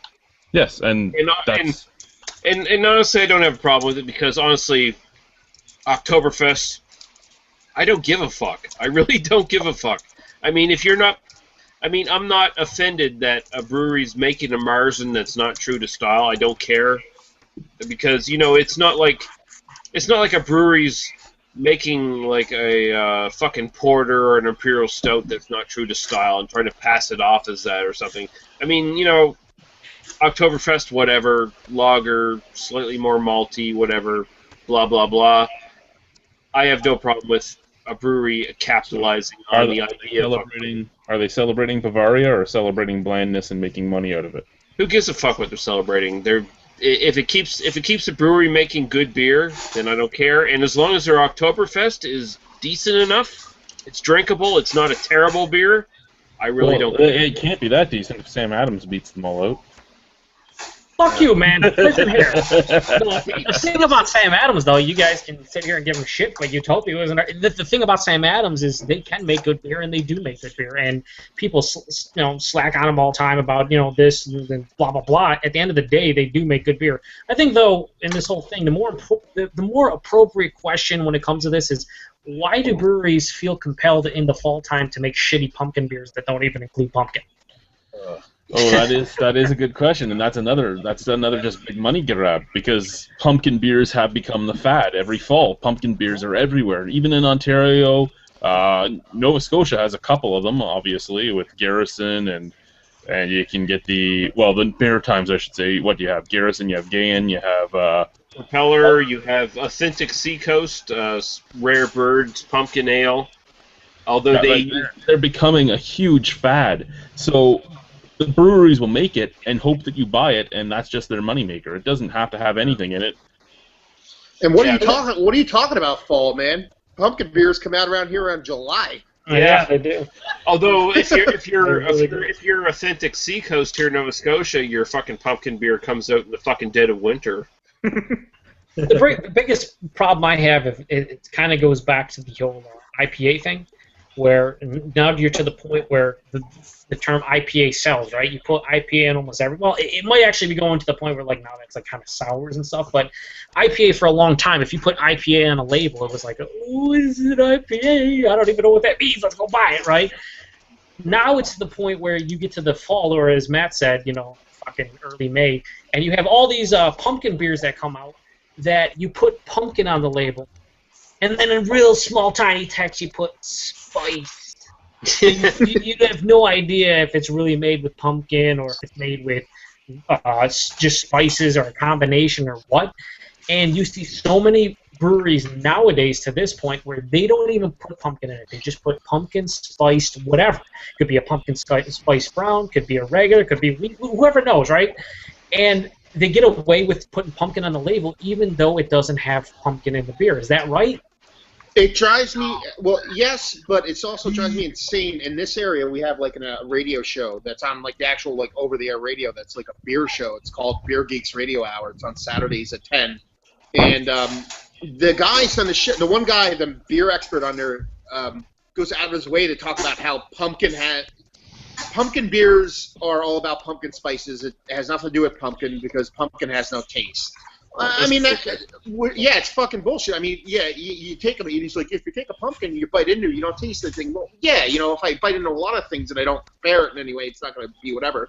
If pumpkin didn't matter, then it wouldn't be pumpkin beer. We could make fucking this beer or that beer. It's pumpkin beer for a reason. So a lot of places that just do that craze, clove, nutmeg, cinnamon, they just pound the shit out of that in their beers. You can tell the difference when they actually put pumpkin in there, if they do it right. Yeah. You know why? Because there is a pronounced earthiness to pumpkin that really comes out in a beer that's pumpkin heavy and it's not overspiced. And people always forget the mouthfeel or the body of the beer is actually a little more creamier and thicker and viscous. And I can't believe I just used that word. And at the end of the day, though, it's like... I got something creamy and viscous for your mouth. Yeah. It smells like ammonia. Be there in about a half an hour. That's it. He doesn't want your wit beer. It's a wit beer, yeah. But I think the problem is a lot of these breweries are using... It's almost... We've talked about this plenty of times about the whole barrel aging, I don't want to say fad, but barrel aging thing where people... a lot of brewers are just taking whatever of their regular beers, like, oh, we have this porter, we're just going to throw it in this barrel and just hope to God that it doesn't suck. And it usually sucks because they don't make it for the barrel. Now you're seeing a lot of breweries do that with pumpkin spiced ales or lagers, where they just have this shitty amber or this shitty just regular old just beer, just plain old simple lager, and they're just like, well, if we put nutmeg and cinnamon and allspice, and we're going to get something good out of it, and usually it's shit. It's usually it's absolute shit, and you're seeing more and more breweries doing that, and it's just like they're not even trying. They're just jumping on the bandwagon, and then you wonder why everyone rates it or thinks it's a horrible beer. It's like you're not even trying. You're just jumping on the bandwagon and hoping that you find some kind of success with your regular old amber. And for as popular pumpkin beers are, it's really hard to make a good pumpkin beer like that combination. It's not easy. Like it's not as easy as you think. So for a beer to be that popular, when somebody does do it right and they do it well, you have to give them props because like a good pumpkin beer to me is a good beer. It's not like, you know what I mean, like just a good pumpkin beer. You know? And then you come down to the fact that it's hard to please people because pumpkin beers have two very, very different genres. You have your spiced, like we talk about, just your big clove bombs and cinnamon and all that. And then we have like your sweet pumpkin pie beers, which is what I want more. I want the more pumpkin pie-ish taste than here's just a bunch of spices tossed in. But some people love those spiced ones, and some people hate this one, and vice versa. So it's hard to please people that way. All right. Pumpkin porters and stouts, which are becoming popular too. All right, guys. This is a year-old pumpkin ale that I made. I'm gonna open it up, and then he's gonna break his computer. I'll give it. That way, you guys can all have a laugh if it's horrible or not. But it was pretty good last year when I made it. Is it gonna be a good beer, or is it fit to put on your French fries? There's 5 pounds of pumpkin in here, cubed and baked. See, I'm personally the wrong guy to ask about pumpkin beers because I love everything pumpkin. I'm a complete pumpkin whore. So even to me, a bad pumpkin beer, like kind of, I guess, the Highballer or what's the other one I had recently? I can't think of it. The American one I had, but even those ones to me are pretty decent beers just because I kind of like the combination of flavors. I mean, my favorite are still the St. Ambrose and the pumpkin, but even the bad ones, to me, I usually buy one of each every Halloween season, and I've never had one that I didn't like, or at least wasn't passable. Smells good. Well, that's the first step. Well, the first step was it didn't explode everywhere. That was the first step. That's the first step. Yeah, not like that friggin' pineapple beer he sent me. Now, easy. It might be a little overcarbonated, Chad. Half the bottle's on my ceiling. I'll make it again, and if I make it out to your event, I'll bring one. And it won't explode, I promise. Bring an umbrella. It tasted awesome, though. It just exploded everywhere. I'd like to see more German styles coming out of the breweries. I don't see anything out here hardly. Wild Rose has a Kellerbach. Pilsner, and then there's Big Rock does a honey lager. I'd love to see my box, a Fest box. And I only get Holsten for the German ones. And I would love to see somebody make. As far as German styles, I'd like to see somebody make, like, somebody maybe in Canada or even the U.S., like, make a roast beer or something. Yeah, I was about to. I was thinking. I hope he says roast beer. I hope he says roast beer. Apparently, actually, was it Pump House? They did a stove drop recently, anniversary celebrations or something. But but apparently, I think it's supposed to be coming in a limited run bottling sometime this month or next month. But they're producing a Stein beer, Pump House Stein beer. Yeah, I couldn't find any alt beer around here. That's another one I wouldn't mind getting. Alt beer? Alt beers are nice. They're nice. Yeah. My brother had to brew one. It was awesome, but I asked for buying them out of the store. Good luck. Oh, don't worry. Creemore will end up there at some point. Oh, they got one? Yeah, they have one they do a collab brew with from a German brewery. I was looking for that. You know what's funny now? I'm looking back. Flying Monkeys, they're paranormal, right? In the LCBO, and it was at the brewery like before that, right? Yeah. That was at a beer fest in Buffalo like a month ago. I probably should try that. Do you know of anyone who's had it, Chad? Devin's the only person I know of that's had it, and he didn't like it. Yeah, like it. Which one? The Imperial Pumpkin? Paranormal. Yeah, the Imperial Pumpkin. I bought one of those, but I haven't tried it yet. I figured for $13 a bottle, I'll save it for my Halloween beer. Oh, I'm off Halloween night. Who knows what mischief I'm going to get into. If I was going to work, I was going to go in as Santa Claus. Involved. That's a stretch. Yeah, really. Some comments here. Aaron says, well, this was an hour ago, but Aaron says, Hill Farmstead for life. Just keep tasting. Just keep tasting. Fucking love it. Midnight Storm says, wow, YouTube can broadcast live. Shit now, crazy. Yeah, welcome to like 3 or 4 years ago, dude. Aaron says, they broke mine too. I got a bottle anyway as far as the Utopias go. There's no Utopias this year, though, apparently. Something about pumpkin beers. I'm going to drink this while you talk. And Arthur Donald says, this is the all-time most beer-centered BeerDWEEbs United show ever. Well, it may be true. It may be true. For one, we actually had a topic that we did research on. Like, everybody actually took it upon to do something instead of just like, here's 5 surprise questions. All of you can sit there and say 400 times before you actually answer it. Bazinga! And we've gone 2 hours of owning bullshit so far. And Arthur Donald says real pumpkin beer was beer fermented in actual hollowed-out pumpkin. Wow. Paul tried that in PA Brews. Sounds amazing. Brewed something in a pumpkin. Paul would definitely try it. Yeah. The reason why I presented the whole question of everybody's top 10 and the top 10 in the province or state or whatever is because how many times do we have people ask BDU panel exactly what's your favorite beer, what's your favorite style, what's your favorite beer from here, what's your favorite beer, and we all are not prepared because we don't sit there and fucking put over lists like, oh, this is my top 10 or whatever. It was good to see everybody take a little research. Well, we all know that I love this beer, and it wasn't on my top 10 or in my honorable mention. I was actually very surprised that you showed up. Yeah, I'm surprised nobody mentioned this. You know what? The beer I drink the most is Crazy Canuck, and that didn't make my top 10 list because ultimately, I guess it's not necessarily what you drink the most of, because that may be for a variety of reasons, but it's what you Well, I mean, it comes down to what you define top beer as, right? Either the most enjoyable, most drinkable, or the best tasting. And for me, Innocent Gun is the one that I drink the most. It's my most drank beer. But who said it earlier? Joe was it Joe's talking about top breweries? We would if we did like a top brewery thing.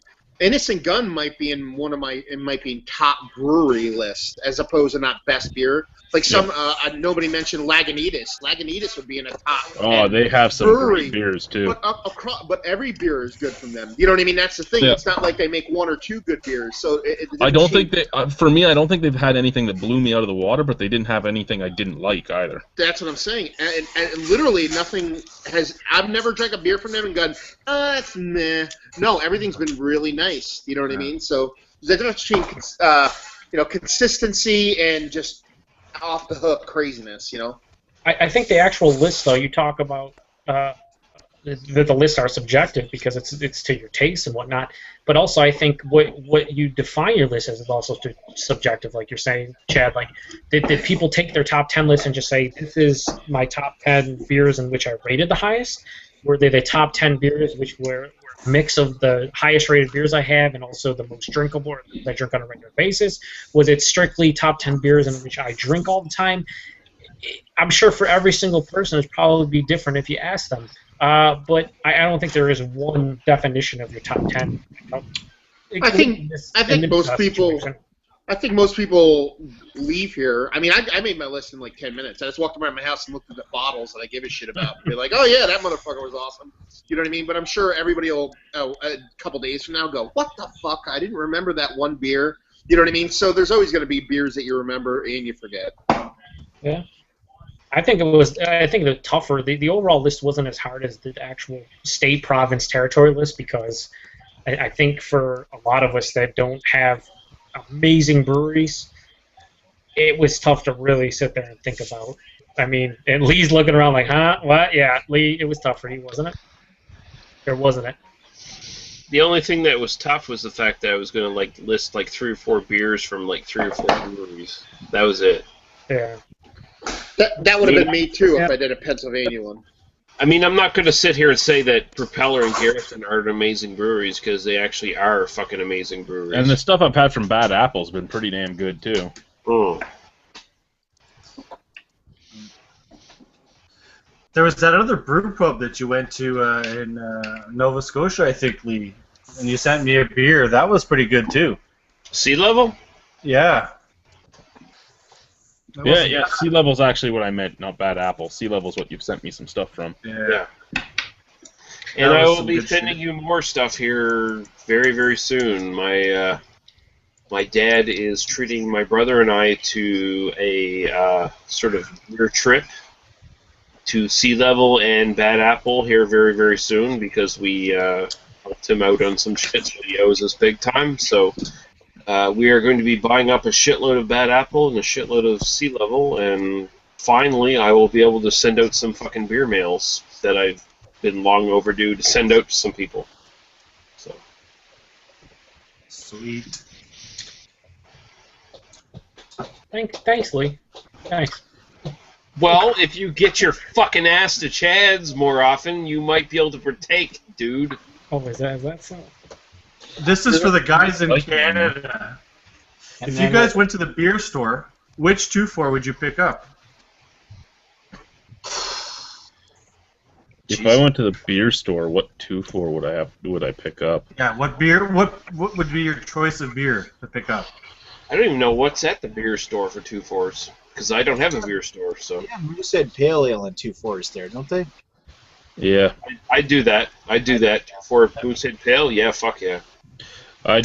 Personally, I'd either do, if it was the summer, the Moose Light pack, like 12-12, or if it's not the summer, then just Old Vienna. Old Vagina, I'd take that too, yeah. Like just anything you can pick up at the beer store? Yeah, and a 2-4, so not the specialty like single bottles. And I haven't been to the beer store in like 4 years, so I don't know. I actually was there today to return some empties, and I picked up 3 beers to review, and they're over here. Right in the bottom of the barrel. I don't generally buy anything from the beer store, but if I had to buy a 2-4, and if I could get it fresh enough, I'd probably just go 2-4 steam whistle. Better than most. I don't buy stuff there unless it's with money that I'm getting back from them, so they're not actually making anything off of me. But I picked up 2 cans of the Henninger because I wanted to drink one tonight, and I'm sort of really sad that I picked up 2 cans of it. I picked up the raspberry white shock top. Oh, no. Ooh, big spender. And because I'm such a big spender, I got the Alexander Keith Sapphire hop. Oh, god damn, sir. You made bad choices today. Oh, no, this was the only 3 things I had not had there. I actually legitimately want to try the Alexander Keith Sapphire because You genuinely do not want to try those, sir.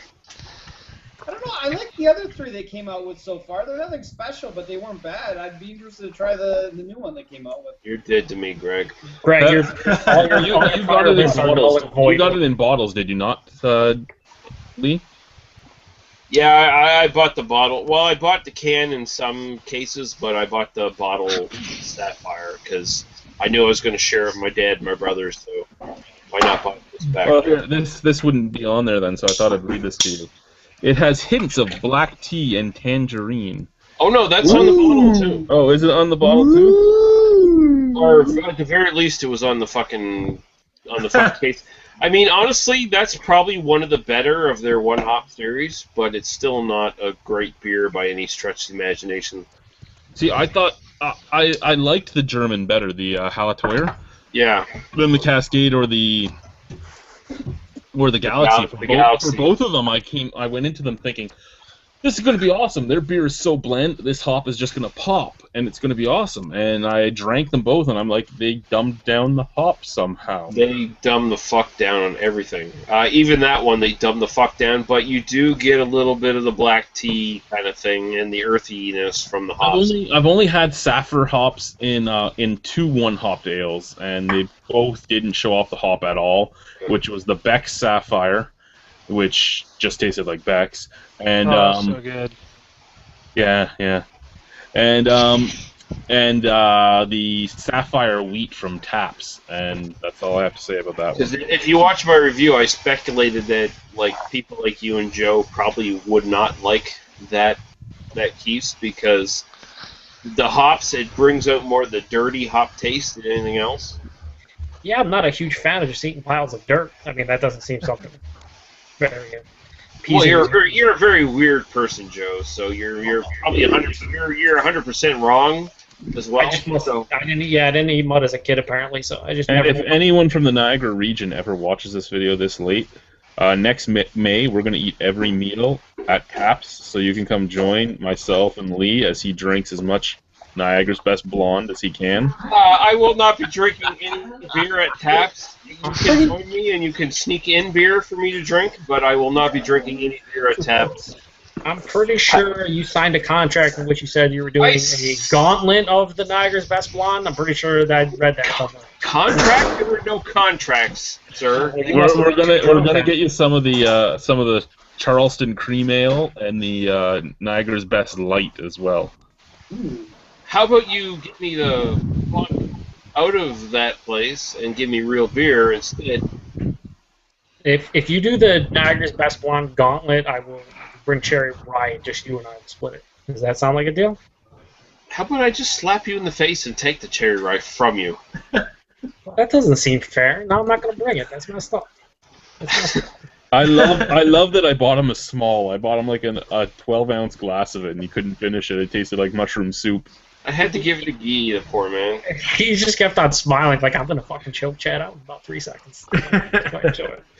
I told him I'll buy you the beer, but it's going to be my choice. Yeah, I shouldn't have agreed to that. I really shouldn't have, but... Did you say you take your empties back to the beer store? Yes. Whoa. Our empties get collected by the beer store. Basically, the greatest thing about Ontario's beer market is new glass comes into the market through the craft breweries. The small independent guys buy new glass. And then the beer store, which is owned by Molson, Labatt, and Sleeman, collects all the empties, gives you 10 cents a bottle, and then they reuse them. Even if you return a growler to the beer store, they'll only give you 20 cents for the growler. Ooh. Well, my doesn't take any of my shit half the time. Like, oh, no stamp, they threw it in the garbage. No. We don't know where this came from, you know. Kind of shitty. Not that shit. On the topic of growler, and actually something we were talking about before, remember we were talking about roast beers lately. Yeah. I just read about NB Liquors doing this growler thing. I read the list of beers that they're starting up this Friday. One of them is True to DWEEbS Punk Roush. Oh, yeah. Yeah, I'm excited to try that one. Sweet. That's definitely a style I'd like to see more of show up. I'd never had one. So another Hello, bit Joe. of news. Another bit of news was a release last week that basically was showing that Moosehead, which is basically considered a macro brewery by most Canadians, is, according to the U.S. standard of craft brewery, a craft brewery. Yeah. And a smaller craft brewery than Sam Adams, for instance. Yeah. It's actually smaller than Sam Adams. They That's what make they were. more macro brew kind of stuff, but yeah, they're not that big. What are you saying? Because I don't know what New Brunswick's limits are, but in Nova Scotia, you have to, if you produce less than 15,000 hectoliters, you're a craft brewery. Well, Moosehead's what, 2 million? We said it was. Is that does qualify him as like a larger? Like it doesn't qualify him as being like a microbrewery. No, Yeah. Yeah, it makes them a macro in Canada, but in the U.S. it has to be 2 point something to It's be more than under. that. It's 6 million, I think, That's because 6 million. they classified Yangling as a craft brewery. Yeah, because they recently, like a couple of years ago, they changed that rule to keep Sam Adams underneath the limit to make them still a craft brewery or whatever. Marketing. Yeah, it's absolute bullshit. Like there was a lot of like political underhanded bullshit going on with that. The thing I was thinking of with that though is that honestly, Moosehead they recently lost a contract with Diageo in Europe, and they had to lay off about 50% of their workforce. Yeah. And that was a long time coming. That really doesn't have anything to do with the growth of craft beer over macro beer and preference. It's got more to do like where do they move going forward to rebuild? Because I don't hate Moosehead or anything. No, I mean honestly, craft brewery shouldn't even be in the discussion because it has nothing even to do with the quality of Moosehead's stuff. It really doesn't. All it has to do is that Diageo didn't want to keep the contract. That's all there is to it. They wanted to leave. Back to Ireland. So yeah, I mean that's the reason. That's the reason that happened. But I mean, if you want to go deeper into that, I mean, you look at. They've been failing for years now. They've been losing sales, but that has nothing to do with losing the contract with Diageo. No, in North America, I think that has more to do with less marketing money than the other two big guys here. I mean, Sleeman's been losing ground too for years, and arguably Sleeman and Moosehead are the two better macro choices in Ontario. In Canada. Yeah. Yeah. We'll send them letters and tell them to grow that. Tell them to brew that roast beer shit. We should send them letters and tell them to brew roast beer and alt beers and shit. Well, you fucking fermenters. We'll drink the shit. It could be like one angle that Moosehead could take if they want to rebuild their brand. And not only that, they've been doing some decent work with Hop City. Yeah, I mean, if anything, they should look to what they've done with Hop City and just like learn from that and try to expand their own range and make it more close to the. Boundary is a decent start. Maybe they should start bottling the cap. Yeah, because I mean, come on, Moosehead. What really flopped for them in the last few years? Moosehead Ginger, Moosehead Blackberry Wheat, or whatever the fuck that was. Like, come on, dudes. Like Maybe really. small. If anything, Get that down here. if anything, Moosehead Boundary Ale was like a step up from what they've been doing in the last 10 years. So True, very true. It was a fair beer. They're set up to do lagers, right? Like, fuck, they're the ones that should be throwing out the lagers.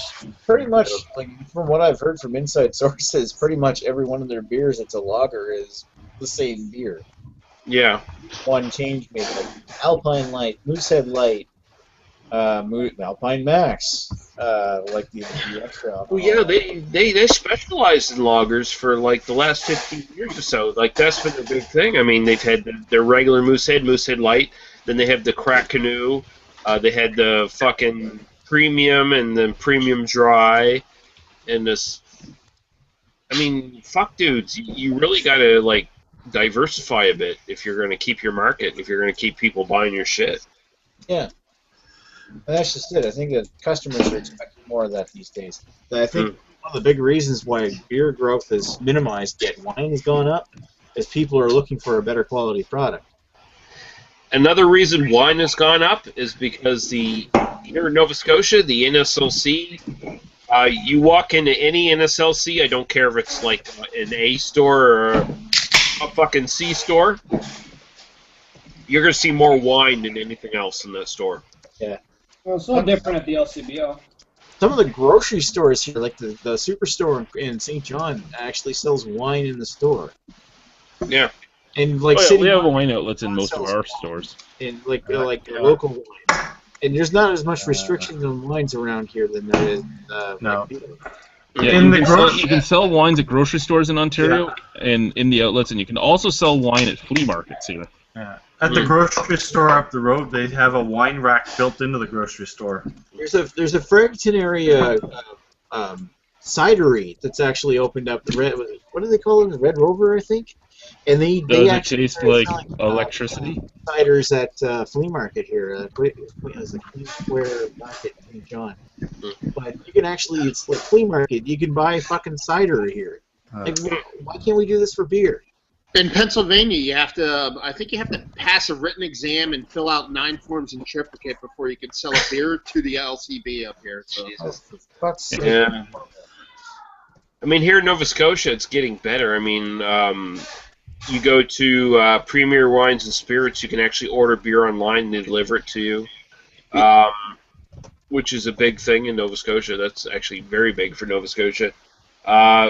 You can buy growlers now in farmers markets. I mean, it's legal to sell your growlers in a farmers market now. So that's really cool. Yeah, we can't. Up until several years ago, we weren't even allowed to buy beer on Sundays. What is the weirdest state for alcohol laws? Pennsylvania. Isn't it? Yeah. You can't buy. You have to buy a case. You have to buy. But is Utah the one that's 2% alcohol or under, or 3% or whatever? Based on my ignorance, that's a Utah. No, I think you can have bigger beers than 2% in Utah now. Out of the gas station, it's low. Utah has an ABV law. Pennsylvania has all kinds of fucked up laws, including distribution laws. Whereas, I know you have to buy. And Utah has a cap. They have all kinds of weird shit. Pennsylvania is the 2-4 law. That pisses me off every time I go to visit. Yeah. The ironic thing about the Utah thing is I've never seen an alcoholic drinking imperial stouts. But the thing with Utah is if you live in Utah, that's your own fault. I mean, Pennsylvania is it's Utah. Do you know what I mean? Like Pennsylvania is at least, I don't know. Utah Junior. What are you talking about? Lived in Utah. Pennsylvania Dutch, right? Yeah, no, it's a little different though. And then what am I saying? They can have 16 wives. I'm curious what country has the weirdest alcohol laws. Period. All right, Chad. This one's for you. Probably North. What do you have there, Dale? I'm opening up the same pineapple pale ale I sent you. Okay, it's the last one I have, and we're gonna see. Give it a wide berth. Here we go. It popped, and nothing. Just smoke. Oh, there it goes. Nah, that's just not smoke.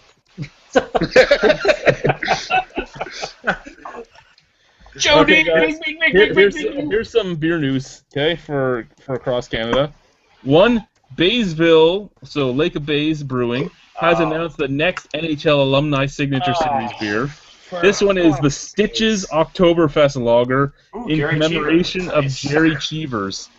Who gives a fuck? I don't even know who Gary Cheevers is. Fuck that shit. Because you're a terrible Canadian. I would say... I want the Patrick Roy. Yeah, I would say it's probably going to suck balls. Okay. I want the wine barrel aged Patrick. Yeah, but you want to say it in French. Make the Patrick Roche beer. Yeah. Oh, I see what you did there. So the Big Rock Brewmasters Edition series continues with Abandoned Abbey. I guess we'll have to wait for Beerzerker Radian or Brad to review this for us. Is this I like got two today, man. Are these topics about the worst fucking craft breweries in all of Canada? Is this what's happening? Yes. There's definitely a trend going on here. Yeah. Okay, well, that's exciting. I actually have a real topic that concerns craft versus macro. It's something that came out in the news. There is a owner or part owner of a craft brewery in Boston area, Pretty Things. He tweeted massive, like just a bunch of tweets out last night about how he's getting shut out of bars in Boston because he is not paying to play and he's about to name names. And apparently that's illegal in the state of Massachusetts. So there's a big hubbub about names and thoughts on paying to play. Well, that is actually illegal in most of North America. It's legal here. It's illegal here in Ontario. It happens all the time. It happens all the time everywhere, and it's actually a big faux pas to name names. But if you don't name names, you're How's it never gonna change? you're never going to change it. Who's going to be at the top of the list? Who's going to be the top of the list? The problem is the guy that names names is going to be blacklisted from everywhere after he does it. He's basically selling himself the chance of ever being in a licensee to help every other brewery. Yeah. And he has to fight. He has to fight in the court. Like there's a good chance if he names names, he's going to be sued. He has to be prepared to have the money to actually name names and go to court. That's why most people don't name names, because it's like, I'm just starting up my brewery. If I name names, they're going to just take me to court and I'm fucked. I'm gone. Yeah. What's the speculation on the names he's going to name? Because he did name one. He named 2 bars in Boston who were owned by the same people. And those people actually refuted, or sort of basically came back and said his prices are outrageous and blah, blah, blah. And they actually basically called him out for being, being a little bitch for not making good beer. So, that's my point is that, is he making good beer? Because I've had Pretty Things beers before. I've had like 3 different ones and they didn't do anything for me. Is he making good beers or is he just getting butthurt? You know what I mean? Like there's both 2 sides to one story. You know what I mean? Sure. No, absolutely. And there's part of that. And part of what I've been reading is that, the bar owner who owns a couple bars, he's claiming that his kegs are $200 versus everybody else is like $175, which is actually people have been refuting that as untrue and actually putting up numbers of how much his kegs cost. Pretty Things do make good beer, but also his distributor, part of the whole thing of this is the distributors, right, and games they're playing. And basically, this distributor's whatever he got pulled from that bar, including Pretty Things, including like Trinity Brewing and a couple other guys local to Boston, and they're all sort of. And he's the only one to speak up, saying this is all bullshit. Whatever game our distributor's playing or not playing, we're all getting screwed. And fuck this guy because he wants handouts and discounted kegs and all this shit. And he's basically saying, quit being a little bitch. You charge too much, which is Well, I mean, this is the exact same. One of our first Beer DWEEbS United, we talked about this. There was an article on Toronto Beer Blog, and it was done by Jay Fisher. Jay Fisher owns Indie Ale House, and he's probably the most outspoken man in the beer industry in Ontario. And he had shared emails that he was getting from Toronto bars asking for his beer, and it was stuff like, we want this, and they would name the beer, right? Like his award-winning stout. They want this award-winning barrel-aged stout, but they can't have it unless it costs less than $4 a pint for them. And it was $3 a pint. And he's like, how am I even supposed to make money on this? What you're basically doing is trying to strong-arm me to sell my beer by telling me to lose money to give you my beer. Yeah. But conversely, if you make a great beer that people want, you kind of have a bit of power. So, I mean, that's the thing, right? In Ontario and in a lot of states even right now, still, because of the big guys and what their profitability is, you don't have as much power as you'd like to have. Like, Jay makes some amazing beer. His beer is a little expensive. His beer is being sold in hipster central Toronto. Like, his beer is good, though. But he doesn't have any power unless he sells it to them for what they want, because they know that if they don't get that beer, they don't care. They're just going to get Bud for free and get a fucking tap system out of it. Yeah, but he's not. But he's not catering his beer to the Bud crowd. He's catering his beer to other people. Like, isn't he going to maybe the wrong place if they're just the place is going to shift Bud to somebody else? Do you know what I mean? What I'm saying is, if you make a great beer, it's going to find a home. You know what I mean? I understand there's exceptions to the rule, but I'm curious where he's making his money. One thing the guy at Pretty Things said that he actually, when it comes to kegs, that's not where they make their money. They make their money in everything else, but they do it for exposure and all that. So I'm wondering if that holds true with a lot of guys, then how is the indie guy making his money, because he doesn't sell bottles? He has a little bottle place, yeah. His growlers are where he makes huge money, but his growlers are super overpriced. yeah. See, locally we have a small place called Breaker. Joe is going to go there. I don't think Joe's still around, is he? Oh yeah, he is. He's muted though. Paul's going to take it. Yeah, Paul's going to take it to Breaker. Like, Breaker only bottles a couple things a year. They make their money because they have a brew pub and they kind of like brew in-house and do specific things, so they draw people in there. It's a unique thing, but I'm sure that's what they do. If they do it on a small scale, they have in-house stuff and then they distribute on a small level. I wonder what a business's practice is, though, if they can say that we don't actually make money on kegs. What are you doing to not make money on kegs? A keg is just one giant can. So he's not making as much money, he's saying, based on what they sell it for per volume. But and there comes a thing, right? There comes a thing of whether or not a venue is going to pay what the beer is worth or not. Yeah. So what do they sell a 50-liter keg for? What's a 50-liter keg? Is that a full keg? I don't even know. Yeah, a full keg. 50 liters is a full keg, yeah. So 100 pints. The one bar owner is claiming that he charges $200, but he's, from other things, from other selling points and other bars, it's only $175. And most places are in the $150 to $175 range in that area for Boston. And Boston is apparently well known for that. So it's a he said, she said thing at this point. I mean, some people are saying this, some people are saying that. Yeah, so. That's why I bring it up. I mean, if it was one-sided, well, it'd be the end of the story, but it's two-sided, so I figure I'll bring it up. Well, we all know that beer is cheaper in the U.S. than here in Canada. And one second, I'm just doing a... Well, hello, Ethan. Nice Ethan. Introduction. No, this is what you guys had to say. I don't know a whole lot about, Canada and their beers. Hello. Canadian beer? Okay, so let's say a Fleegem Blonde, okay? We're going to take a Fleegem Blonde, for instance. Fleegem Blonde in a 20 liter keg, so 40 pints here in Canada, is $175. Fuck off. So that's 20. That's 20 liters. That's 40 pints. $170. So to make your money. To make your money back, you have to go into a time warp. To make your money back at $5 a pint, you make $40 on the keg, as a brewery, as a bar owner. That's the bad thing for fucking bar owners. They have to mark up so bad to make some money off of shit. It's like ridiculous. I went to one of the bars around here recently. It was like $10 a fucking beer for craft.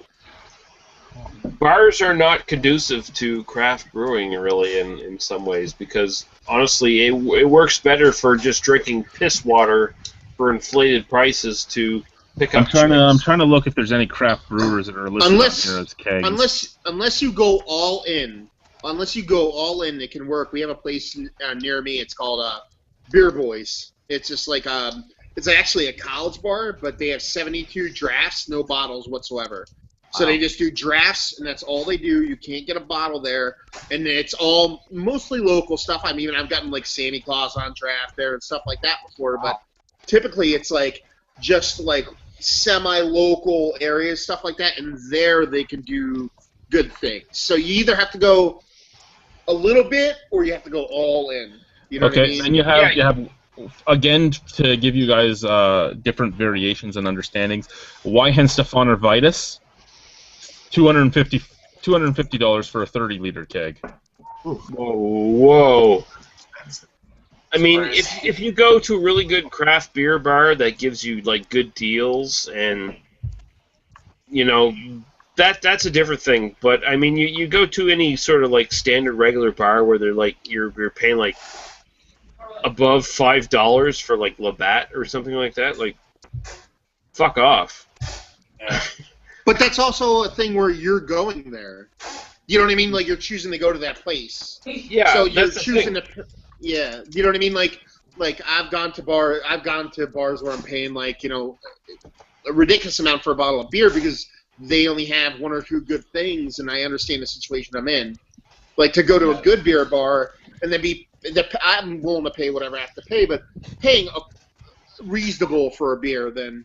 You know. Well, and when you go to bars, you're looking at the price of a bottle versus a draft. A draft is always going to be a better price for you because they're not paying for all the containering as well. I mean, take Silversmith for instance. Silversmith's black lager, an amazing black lager, $8.75 for the bottle to take home. Fuck that noise, but I can pay $5.75 for a pint of it. I'll pay $5.75 for a pint of it any day. Go ahead.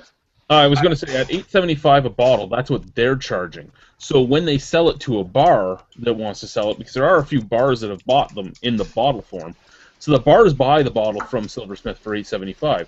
Now the bars are going to charge you like $14 for that bottle. I hate to sound like a sexist pig, but the only good reason to go to a bar and pay those prices is if you're going to get laid. Honestly, true. That's the only good reason to go to a bar and pay those prices for any beer, craft or macro. Well, it's for exposure and like this area, like I said, like we have a couple bars that do quite a few drafts of like craft brewers, but it's starting to get a little bit blurred line-wise between bottle and draft. In the United States, I don't know how it is up there, but like.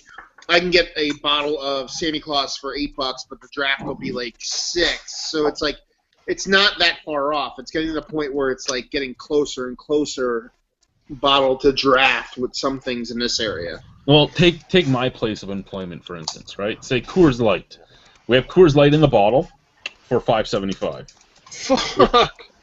That's insane. Well, coming from the Americans, that's insane. But Chad takes his clothes off, so it's worth it. Yes, but here in Ontario, that's actually not that much higher than the average for an Ontario bar.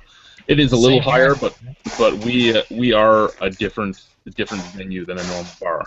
I work for a different venue than a bar.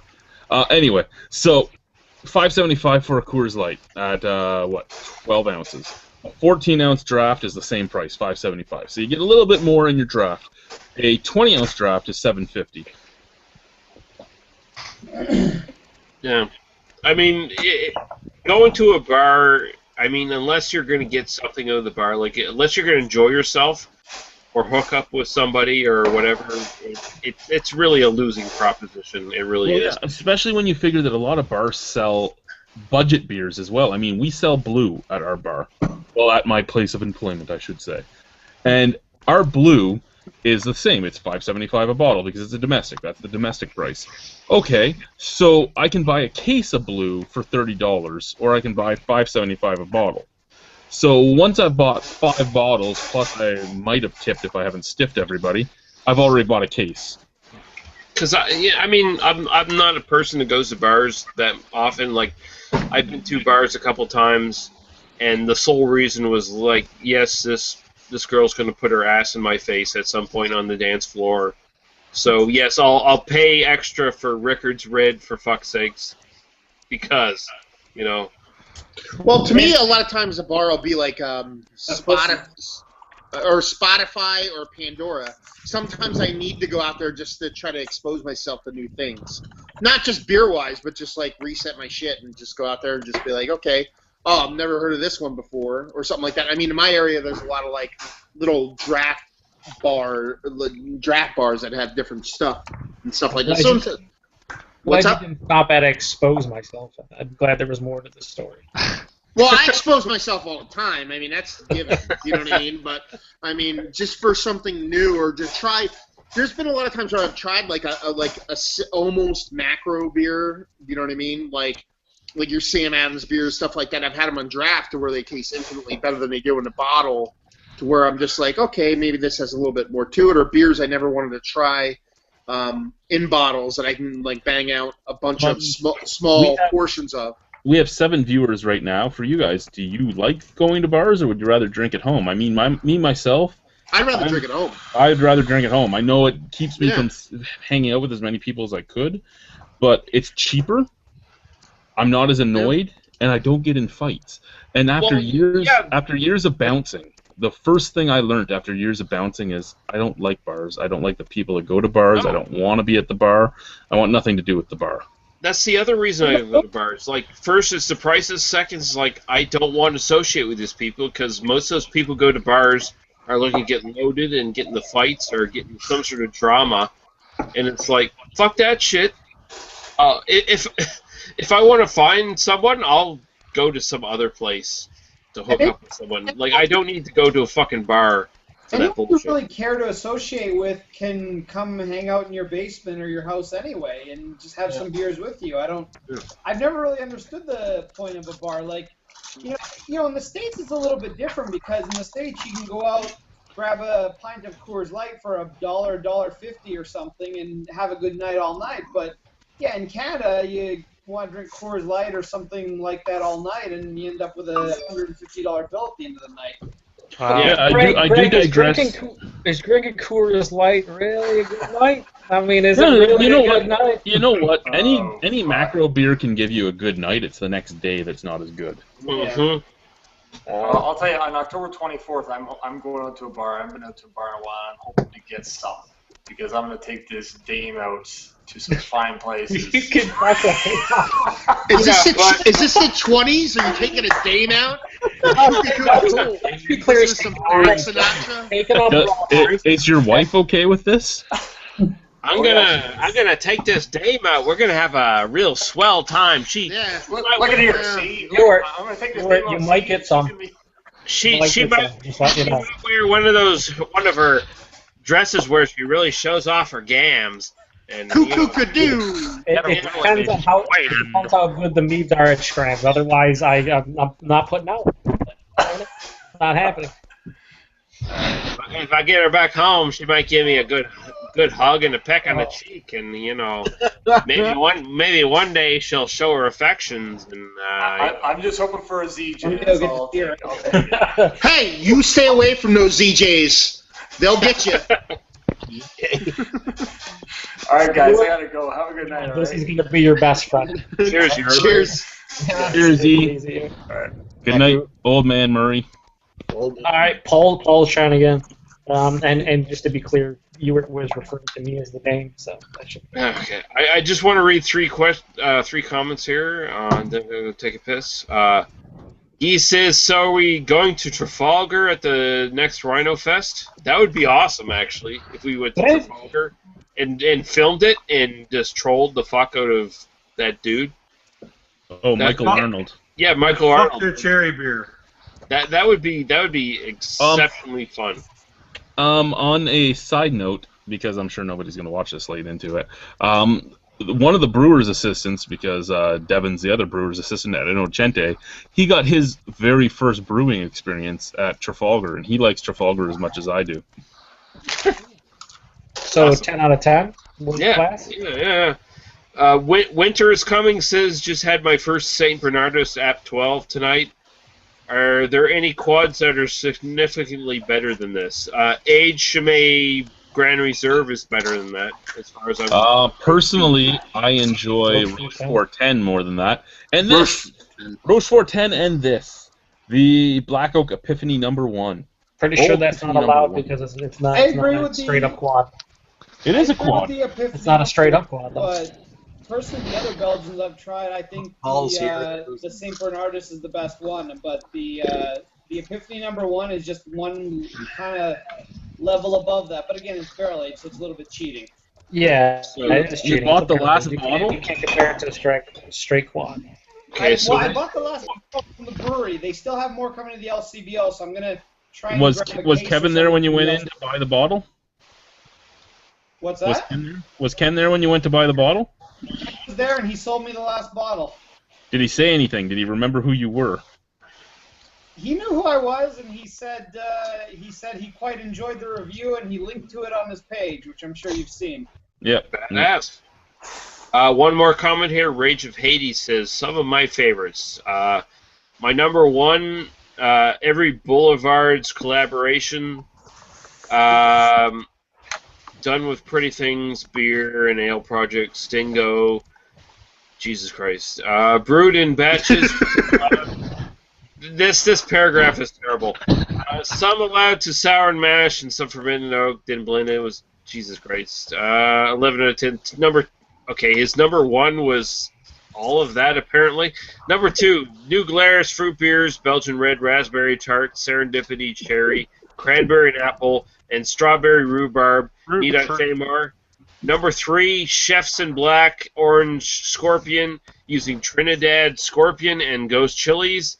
It had a great mouth and throat, heat balance with a great flavor.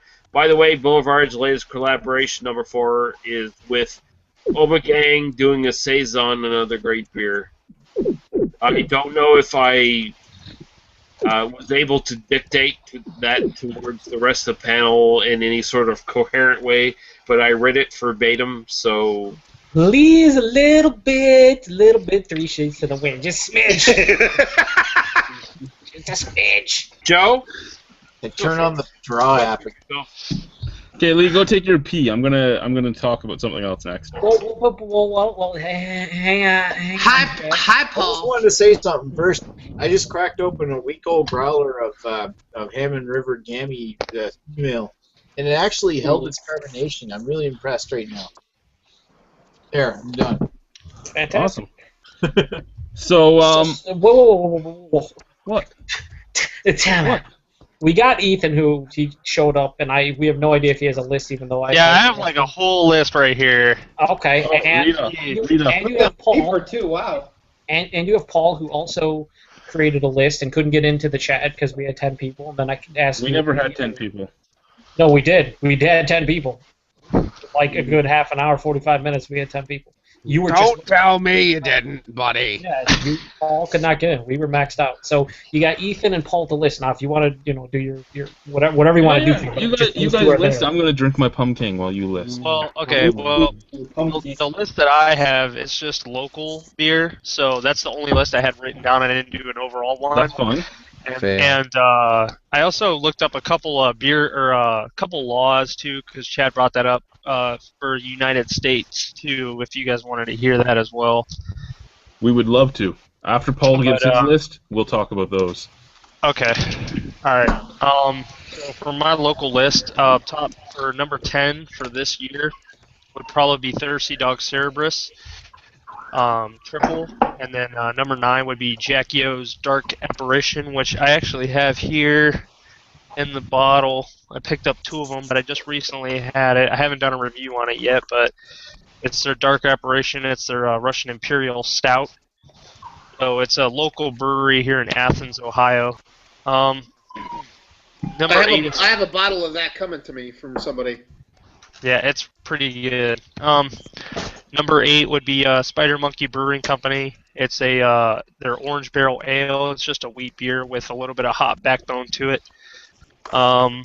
Number 7 is Rivertown Brewing in Cincinnati, Ohio, Pumpkin Ale. Number 6 is Great Lakes Chillwave IPA. Number 5 is Thirsty Dog's Wolver.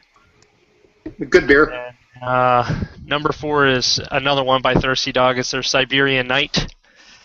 Number 3 is Columbus IPA. Number 2 is Headhunter Fatheads Double IPA, and then number 1 is Doris from Hop and Frog. Columbus, like Columbus, Ohio, or Columbus? Columbus Brewery. You said Headhunters. That's their single IPA, not their double. Top Juju's their double. I'm sorry. Get your fucking Ohio beers corrected. I was trying to write the list. So I've only heard of and tasted like 3 or 4 of those breweries. That's an interesting list, though. Columbus IPA, like their brewery. It's It's in the United States. It's not in Belgium, right? It's Okay. Columbus, Ohio. It's just the brewery's just called Columbus, but One of my favorite beers is like a Belgian IPA from. It's called Columbus. That's why I thought you were talking about. oh yeah. Sorry. Ethan, how about Bodie from Columbus? Where you put that? I haven't had that one yet. Really, you that is apparently amazing beer. Isn't? Yeah, I have not had that one yet. But I think it's only draft only though. No bottles. oh, see. Well, there you go. Yeah, you gotta go to a bar and pay like $4. But Nobody wants to go to a bar. We've already discussed this. I only like going to bars when they have awesome like tap takeovers and like events. Otherwise, it's not a great time. Hey, Yeah, Robot Boy, what's your list? I was just gonna throw out there that Hop and Frog just released their King Goose. It's their Imperial Goose Ale, if I'm pronouncing that right. Goza. What's that? It's Goza. Goza? Is that how you spell it? I'm sorry. Yeah, I've never that's had the that style. style of beer before. But Really? it's supposed to be made with coriander, oats, and sea salt. It's supposed to be LeBron James's comeback beer. So that's why it's made with sea salt. So it's gonna. So Nice. you're saying the beer's gonna taste quite baldy and conceited? Yeah, pretty much. Okay. But Setting yeah, hair and conceited. So That's all I know- was going to say besides the weird laws I looked up. with notes of arrogance. Okay, Paul, what's your list? All right, here we go. I got a PA one and then overall. They're not in order as far as because they're all basically 10s in my opinion. As far as the favorites. So here we go. Yeah, you're That's either put them in a 1 order. or a 10. I know. Yeah, you should put them in order. Yards Cape of Good Hope. Victory Oaked Horizontal. Yes. Trogs Nugget Nectar. Berwick Brewing Company. Shut up, you pussy. There's hops in it. I'm allowed to say. I'm allowed to comment on these. No, you're not. Yeah. Berwick Brewing Company, Mean Gene. Trogs Perpetual IPA. Victory Storm King. Sly Fox Nihilist Imperial Stout. Otto's Jolly Roger. Old Forge Overbite IPA. And Weierbacher's Old Heathen. Nice. There's only 2 of those breweries that I've never had. I put Insanity above the Old Heathen myself. That's a pretty shit-tastic list. I thought it was pretty horrible myself. Yeah, And now we got... What about Paul? You didn't put Fagley's Devious fucking Imperial Stout in there? No. No, okay. It's like a 4 out of 10, I think he said. See, it's like one of those things where if I sat and actually thought about it, I probably could have made a better list, but... Well, maybe you should watch videos, Ethan. Besides, I know I should watch videos besides my own, right? You should. No, Chad just put it in his question of the week, so if you didn't watch the question of the week, you probably had no idea. And I don't think you were in last week's Hangout, were you? No, I was in last week's. I didn't even know you guys brought those up on the live web chats. I thought it was just all comments or whatever. I didn't know. I will next time. So, Paul, the top 10 best evers. Well, one, I think everyone should have it on their list if they've had it, is Thomas Hardy. Yes. You know right, you motherfucker. It's all right. I actually like both of these the best, but I put the one that's more fancy. So I put Oak Aged Yeti by Great Divide. Then North Coast Oak Aged Old Ale. That's cool. Brandy barrel. Apple brandy. Apple brandy barrel. Sorry, it's apple brandy barrel. You gotta get this right. It's apple brandy. The Cellar Reserve. Yeah. Cellar Reserve. Thank you. That's what it's called. Firestone Walker's Double Jack. Fuller's Vintage Ale from 2009 because I haven't had any other vintage yet. De Prof's Slapmuska Triple. Bonifico del Ducato's Verde Imperial Stout. Are you insulting us? Yes. Niagniu's Dark Horizon 4th, Hoppin' Frogs Dorse, and Firestone Walker's Parabola. Right on. Okay, I'm okay with all those, even the ones I haven't had, except for the Nagna Uo. That one makes me think that you actually are trolling us. Nope, that's I'm really. I'm okay with them because they're your palate, Paul. It's my No, pal. no, no. You're And never the wrong. box is so metal. Oh, Paul, I must give you didn't a get warning. any paper mache in there, Paul. You didn't get any No. paper mache. It's not metal. Paul, I must give you a warning. Your haggis was stolen. Oh, it's okay. I forgive everyone who did it. It was I'm a actually the nice other guy. Paul. It was the cantankerous cook. I don't know don't why. forgive him.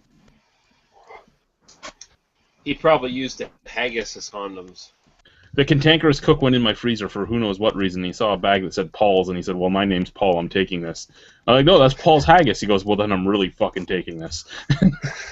Sound logic to me. Roll into your freezer and steal shit? That's not cool. And I repeat, he probably used it as condoms. Most likely. Probably not. He Here's a probably wraps them around his balls, and that's about it.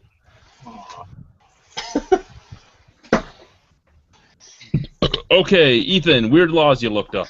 Alright, I got Texas. Texas state law prohibits taking more than 3 sips of beer at a time while standing. I also got, What? Oh, but I Hey, look at that Wild Bill Hickok over there. He took 4 goddamn sips while standing. You know what? I think 4 good sips. I think one time we should actually get a road trip together to go down to Texas, and we should all just stand there and take 4 sips. We'll never leave Texas alive. It'll be Texas Chainsaw fucking Massacre. It's too tempting on the 4th sip to not shoot it out of the fucking front of their face. I guess, you know. I don't know. Fuck. it says this is Utah, so it says that it's illegal to advertise drink prices, alcohol brands, show drinking scene, to promote happy hour, or advertise free food for restaurants, yada yada. Those fucking Mormon cunts. No, in all honesty, though, it's actually technically illegal to advertise liquor prices in most places. Like here in Ontario, it is too. You can't have a poster. Like when I do my beer festival, I'm not allowed to say what a drink token costs until you get there. Yeah, but You know, same time, can we pick on the Mormons? Can we just like shit on the Yeah, Mormons? we can do that if you want. I'm just saying. I mean, you can do it, and then we'll laugh at it. I'm saying. Stephen Fry got kicked out of the Mormon Museum. Yeah, because Stephen Fry's fucking awesome. Yep. They got done going through the whole thing, and the lady was saying, once you die, you'll go to heaven. You'll get reunited with all your relatives and all your uncles and all your aunts. And he raised his hand. He goes, well, what happens if you're good? And they said, you need. And then they escorted him out of the building. Good thing he didn't tell him that he's gay. They probably would have murdered him right there. We tied him to a post and beat the living shit out of him until he died. Yeah, probably. Yeah, that happens over there. Okay. Well, I don't know about So gay, but the next law.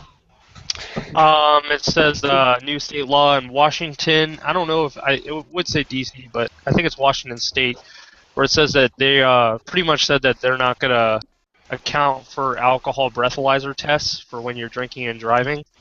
What? They're saying that they're gonna use it in court, but they're something to do with how it's questionable, possibly inaccurate breath test readings admitted in court. So that's fucking bullshit. Let's drink over there. That is fucking stupid. And then I just got one more. It says West Virginia bars can advertise alcohol beverage prices, but not name brands or brand names. Come in and get this $9.99 thingy. Oh, no, it's beer $2. You walk in. What's your beer for $2? Red Dog. Red Dog. It's the best value ever, right, Jay? Natty Ice. Natty $1.50 happy hour. Natty Camo Ice. Silver Ice. Special limited release coming soon. Only $9.99 a bottle in there. What is it? It's Miller Fortune. Drink in the authentic glass. I could just imagine trying to get rid of beer. Like in the bar, like something's not selling. Hashtag proper glassware. Have you drank that Harvest apple yet, Ethan? Not yet. I'm just about to do the review, but I didn't get to it today. I was too busy chugging the 32-ounce bottle of Lagunitas. My review for that today. What, the sucks? Oh, yeah, Lagunitas sucks, yeah. I did the same exact fucking thing like 2 days ago. Hella carbonated. All I gotta say about that. I'm Mine wasn't, apparently but that- possibly getting a Labatt apple in a Labatt bourbon barrel soon. Ooh. Yeah, definitely something to go pick up. Did anybody do a chug challenge yet with those sucks? Yeah, I did. I yeah. filmed it. I just haven't posted it yet on YouTube. Johnny G did it. Crafty Breweries. Ethan just said he did it. Matt, did you actually do a video on it, chugging one of them, or not? I didn't chug one. I just drank some of it. I'm not a chugger. I'm not a chugger like you, Joe. I know you love to chug. Yeah, I love to chug mix. And you like beer. And you like beer too. You like beer too. Yeah. And then his dad likes to hold his hair out of the toilet. That's the reverse chug there. That's coconut. I love you. I love every single one of you. I just want you to know that. How fast can you get it out? I'm pretty sure the reason I vomited was because of your shitty homework, Chad. Pretty sure that's why I vomited. I think the reason you vomited is because everyone gave you very, very big drinks that night. No, not at all. Not naming names or anything, but I think maybe me and everybody I'm else. gonna return the favor next year. It's gonna be a lot of fun next year. But the thing is, Joe, I can handle big drinks. I'm not gonna. You can. I'm not gonna get my dad to hold my hair for me. But I do. You're just jealous. You're just jealous. You're just jealous because you don't have anybody to hold your hand. Did you guys hear about who won the American-style light lager for the Great American Beer Festival this year? Yeah, but it was fucking we Bush. And we all vomited and then vomited again. Yeah, and I get really entertained by how many people are outraged by that. Like, I actually got entertained by people outraged by it too, because in all honesty, if you actually read the description of the description of the style, that beer should have won. As much as craft breweries are mad that they didn't win, the craft breweries with their malts and their hops and everything else, they've already eliminated themselves from getting with their light lager ingredients, their malt and their hops. Well, no, let's look at the definition of that. Look at the definition of that category. They've eliminated themselves. It's basically supposed to be tasteless. I think we came to the conclusion it's all dumb and Ward's dumb. Yeah, actually, you're right too, Joe.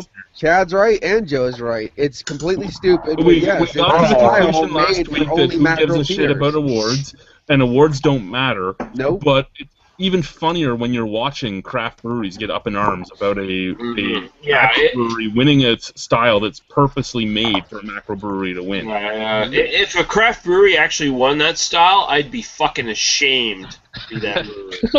It's like the snowboarding of fucking craft beer. Yeah, Ontario 2 years ago, what Ontario did was they had a premium light and a light. So the regular light was for the craft breweries, and the premium light was for the macro breweries.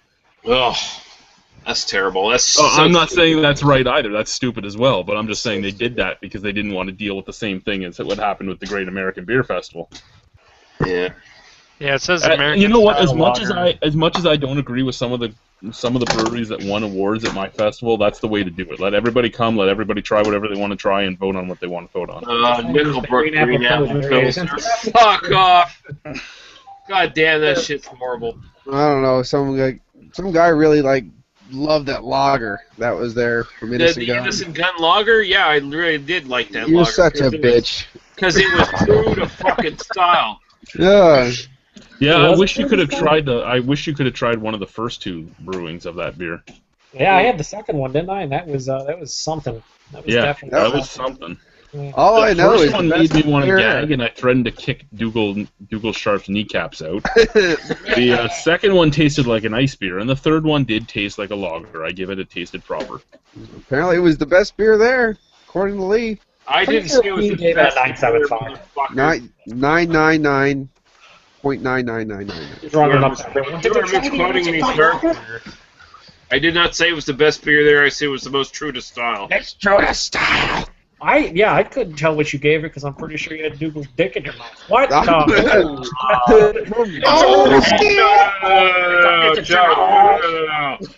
It's as thick as this can. Oh, God. That man was just totally enamored with me. That was I'm pretty sure everyone wanted to fuck him. Yeah, because he had a Scottish accent. Everybody was like, ooh. Yeah.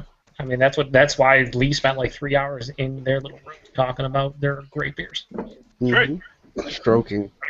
You know, I spent the most amount of time, other than running around doing stuff, with either the guy from Bose, Ed from Five Paddles, or Nick at Innocent Gun. Those are the 3 places I spent the majority of my time when I wasn't running around. Lee and I spent the most of the time outside. Yeah, pretty much. telling people what to do, even though Paul had no authority at all. But people came up. That guy's tall and looks like he knows what he's doing. Let's ask him questions. Yeah, I just like the fact that Lee, Jeff, and I are completely antisocial, and we're like, oh, crowds, let's go outside and hang out. And then everyone came to us asking us questions. What do we do? Where do we park our truck? What's going on? Oh, Chad will handle this. Just don't worry about it. Just park over there and do this and do that. Yeah, it worked out. Okay. It worked out. Don't there worry. were no disasters, so it was. You know, the best part about the entire festival was when it was right about time for us to open up. We were like 5 minutes away from opening, and I stood in the middle of the church and screamed invoices. And the people that don't know me, like the breweries that just sent sales reps, they were all like, oh. That was the best. That was the best time because they're looking at this 300-pound man covered in tattoos yelling for invoices, going, "What are we going to do?" Oh shit! Simultaneous sound of people shitting their pants. But that came off so good though. That was. After all, it's like the best organized beer fest that some people have ever been to. That's worried about the coming years because I'm waiting on getting the okay from Ridgeway first, because basically this is the way it goes. Jason told me he's going to take care of Ridgeway and the business association. I'm like, okay, but you got to get on it soon because I need 90 days to get my liquor license, and I'm not going to start selling tickets till I know that the fire department and the AGCO have okayed everything. Okay. Well, the end of October is coming up. They still haven't said anything to the town or the business association, and that's the first step. After that, then I have to send out letters to the police department and the fire department and the city, get okay letters. Freeze. Yeah, okay. So I have to get the okay from all 3 of those places, the fire department. Double freeze. Shit's going downhill. It's like the internet knows when I'm talking about something. It's like, it's kind of important. Whenever you're about to say something important, you freeze. Yeah. So most Canadians got their finger on the button. Apparently. So once the town okays it, then I have to get the town to give me a letter that okayed it. I have to get the fire department and the police department to give me a letter that okayed it. Then I have to get a map drawn up of exactly what we're doing. And I have to give all that to the AGCO. And then I have to wait 90 days to get my license. So I'm like, we got to hurry the fuck up because I wanted to start selling tickets in January or February. Oh, well, we haven't had a meeting yet. Well, get me the fucking paperwork and I'll do it. You sound like you're kind of upset. I am. I mean, I would be upset too because here's a local community thing doing the runaround on an event that's going to generate a lot of positive, basically positive, money for charity and positive fucking promotion. Did you black out for a second, Lee? What happened? You all right? One of us is drunk, and it's not me. There's a lot of positive. I think I heard a niner in there somewhere. I just want to reiterate how much I hate everybody who exists, including everyone on this panel. I thought you liked your albino. It's like you finally get your brain started again. The first thing you say is, "I hate everyone." All I know is you got to respect the guy that wears a trench coat with shorts. Sure. Yeah, I mean that was a good fashion choice. I thought it was pretty good. It made me, if anyone looked at me from behind, they thought I was a pedophile. From the front, Chad. What top 5 breweries that you want to come to your brewery that didn't show up last year? or that you're going to invite and hope that they come. Sorry, what was that? Restate that? You froze. Yeah, right. Oh, did I freeze? No, I well, said the. I froze, but No, it I means know. that I can't hear you. I know. Top 5 breweries that you want to invite to your fest next year that didn't come to last year's.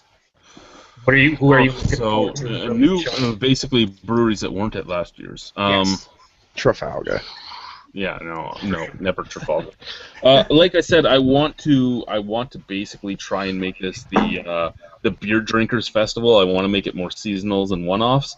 So the breweries that I'd like to see come that weren't at the last year's, I'd like to see a couple from up near Ottawa. I'd love to see Beyond the Pale or Turtle Island. I know Turtle Island's been down here, so they will make the trip. I'd love to see either of those. The Descendant is actually a brewery that's really nice too.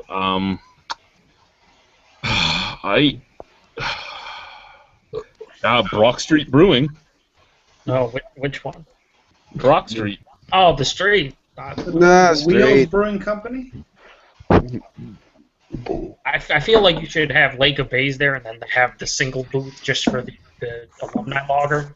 That was pretty cool. That's a cool setup. You know what? As much as I don't like their beer, I'd like to have Taps and Syndicate there just because I want to have all the Niagara breweries there.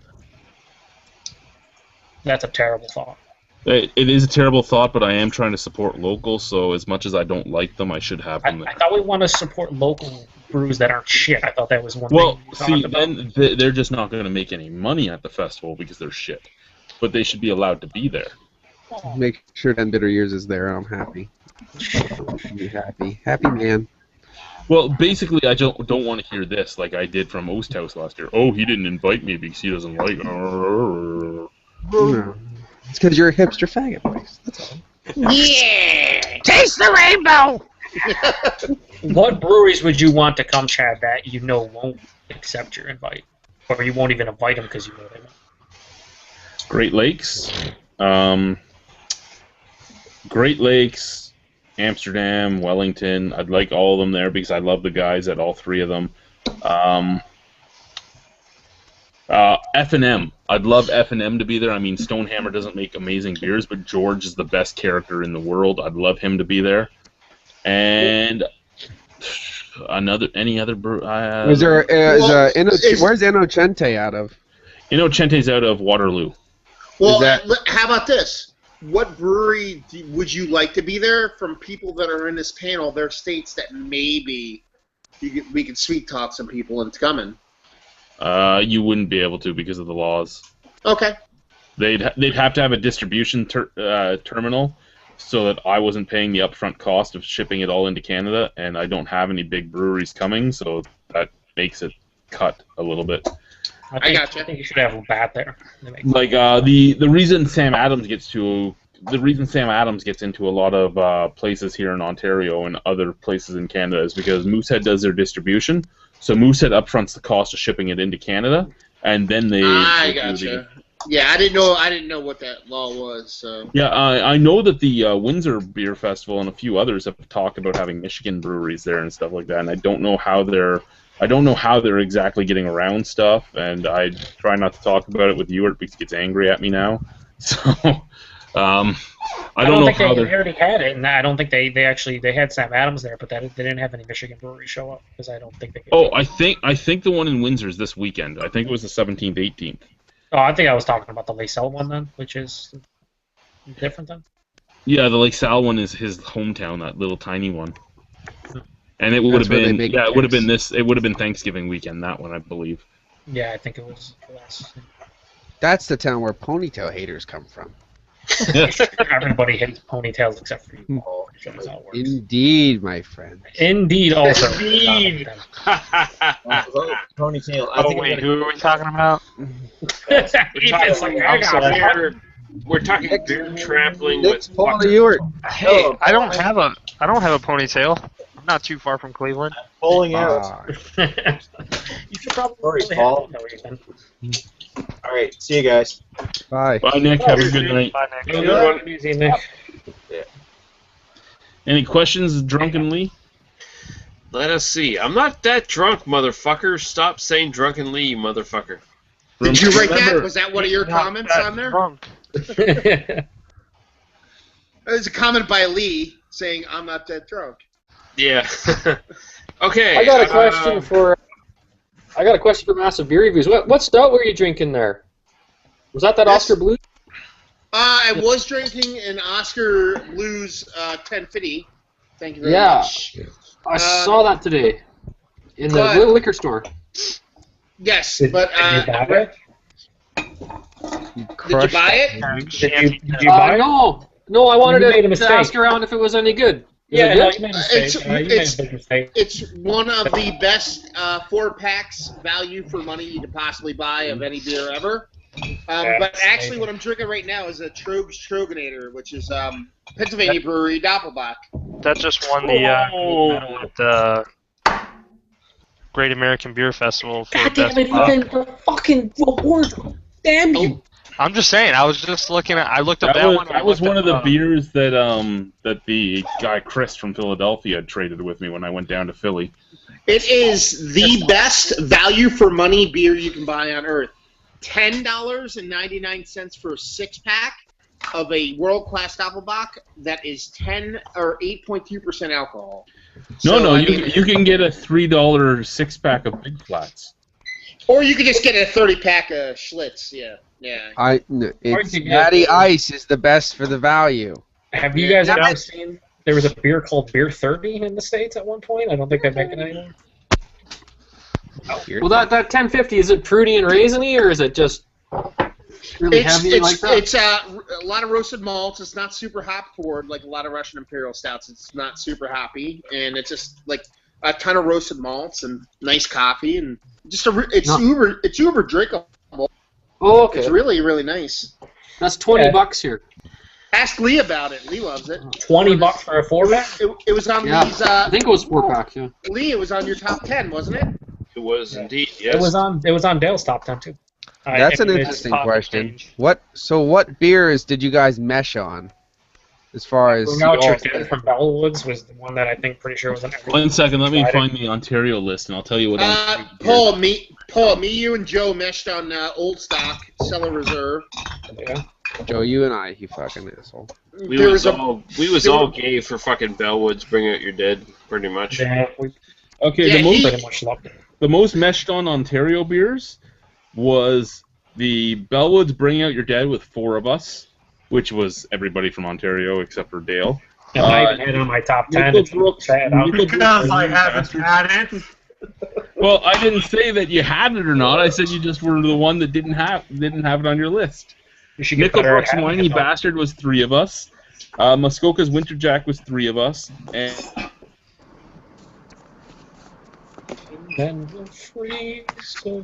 GLB's Apocalypse Now was 3 of us.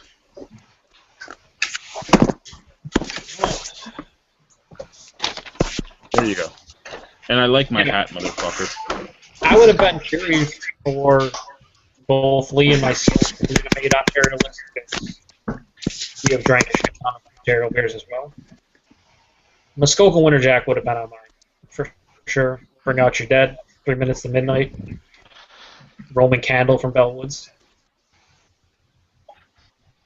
My wife believes in Santa Claus. Deviator Doppelbock would have been on these as well, right? Deviator Doppelbock just missed my short list. It was it and Obsidian were both on my short list. Those would have been my extra ones or whatever if I knew I could do that for my list. Cameron's RPA. You know what? I'd kind of like to go out and make a list of the top Ontario breweries. Well, actually, you know what? I'd like to get a list of all of Ontario's breweries, and then go through and say what your favorite beer from each brewery was. That would be kind of interesting. How many of you guys had Hardy? I didn't. I've had the one Thomas Hardy ale, but I don't remember who made that one. It was the Quebec one, wasn't it? Yeah. Ale de Hardy from Brasserie de Montreal or whatever the fuck they are. It's a bad knockoff. It's not a bad knockoff. It's a horrible knockoff. It doesn't taste like a Thomas Hardy. Not saying it's a bad beer, it just doesn't taste like Thomas Hardy. Yeah, I guess you get. You're drunk. I don't know, but it was a good beer though. I enjoyed it. I was just kind of wondering. Hey, it's a zombie, and it killed somebody, and it was good, and Well, which one was like the most everyone said? I'm curious. Bellwood's Bring Out Your Dead. Yeah, really, that was the so one. everyone, Sure. because all you guys, have had that stuff. I'm pretty sure Bourbon County were a variant of it. Uh, On A variant of Bourbon County was said by almost everybody too. Yeah. Beers that were said a lot. Bourbon County Barley Wine or Stout. Firestone Walker Sacaba was said a lot. It's all right. What? I was drunk. Yeah, it's all right. And Nonyo, none of that. You know what I mean? No, none of that was on there. Yeah. Nagana. Yeah. No, you said. I was expecting a Midwinter Bolt on here. A what? A Midwinter Bolt. I'd never had it yet because it's not midwinter yet. Dick. What was the most surprising beer anyone heard? That would be. You drank it here. Midwinter bloat? Yeah. I didn't have any. I've never had that yet. You reviewed it on its own. No, it's still unopened. Because I almost dropped it and I fucking almost shit myself. And because I was just moving beer. Yeah, I still got it. I'm waiting for Midwinter to actually drink it. I was actually kind of curious to see if Lee's if it was just like one non-stop dirt ales on Lee's. Mm-hmm. Lots of dirt ales. All the dirt ales. Yeah, that's awesome. There was not that many dirt ales. I'm pretty sure there was almost no dirt ales, but I'm sure if you had an honorable mention, they would be all dirt ales. Okay, Yeah. I gotta run up to take a poo, and because I'm being ballsy and I'm scared of drunken Lee, I'm gonna leave the chat in the capable hands of Matt and Ethan. That's a good idea. When you say take a poo, are you actually going to go poop, or are you just going to go bang your wife? Maybe a bit of both. Maybe you do it at the same time. I think everybody should be silent, and Ethan, take the reins, buddy. Run this show for about 5 minutes. Ethan and I both agreed on Doris, so that's cool. Come on, buddy. Run this show. Well, I got some world records here for beer if you guys want to hear that. Yeah, sure, whatever. No, not really. I mean, I'm good. I was about to say I got beer carrying world record, beer mug carrier, 27 mugs at once. Probably. Of course, it was in Germany. Oh, I thought they were going to be like good records. No, that was all I wanted. Interesting records. Yeah. Most metal box ever? No. I know that one. In the comments, Lee, if you're able to do such things, someone put their top 10 list as well if you want to. Okay. Jim Cook in the news. I'm sorry, go ahead, Lee. I don't know how to pronounce that. Dryger, whatever. J Dry Dirt. That's awesome. Yeah. Dry Dirt. He Looks says like the ales. Joe Dirte. Joe Dirt. So these You're are my his, sister. Dang. these are his top 10 beers. He says Edinger fucking Dunkel. Erdinger Dunkel. Edginger. Edinger, whatever. Dunkel, you said? Westmill Triple. Louis Brune, which I've never fucking heard of. Full Nelson Organic Imperial IPA. Red Burger Pilsner. Westfensteiner fucking. Yes. What did you just try to say? Weinheim Stefana? What are you trying to say? The Vitus, whatever. Weinheim Stefana. If you want to pronounce it that way, okay. Yeah, if you want to be a Nazi and everything. Come on. Let's go. Tara London Porter, Hoogarden, Alley Old Jake's Farmhouse Ale, and his number one is Duvel, which is a pretty good choice for number one, in my opinion. Honorable mentions, P-Rat, Augustin Grand Cru, Guinness Black Lager. Really? What? Wow. Really? No. No.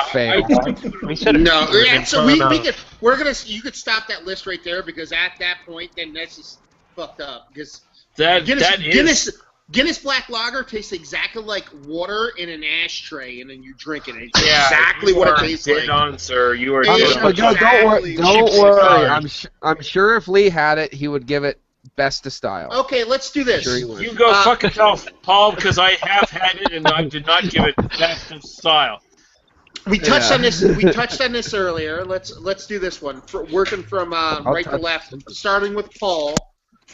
Name your top 3 breweries, not your top 3 beers, but your top 3 breweries that you think make consistently the most best beer. You know what I mean? Miller. That are Most bestest? Most bestest. Okay, Most here we go.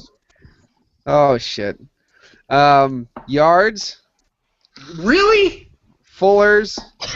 Okay. Go ahead, So Paul. far from what God damn it! Yards, Fuller's, and from what I've can tell so far is Firestone Walker. They make completely awesome beers all the time. So there you go. Moving on. Let's go, Lee. I will say Fuller's, Firestone Walker, and Propeller. Next. Ethan, that would be you. Innocent Gun, Paps, and... Just get out of here right now. Are you trolling us with the Paps comment? You just gonna do that? Yeah. You trolling us? And Natty Ice? Is Jay somewhere in your room? I don't.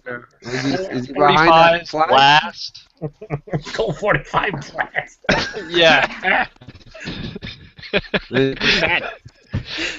Keep going. Let's go. I would have to say Sam Adams and Innocent Gun, like I said before, and then I want to say Hoppin' Frog, but that's just me. Mm-hmm. We gotta support the locals. Yeah. I mean, it was either Hoppin' Frog or Great Lakes. I mean, Great Lakes always puts out really good, solid stuff all the time, but yeah, I mean, okay, Dale. I'm gonna say Fuller's, Bose in my case because where I'm from, and Samuel Adams. Mm-hmm. So Nice. Scott White's like everywhere in here right now. Okay. Next.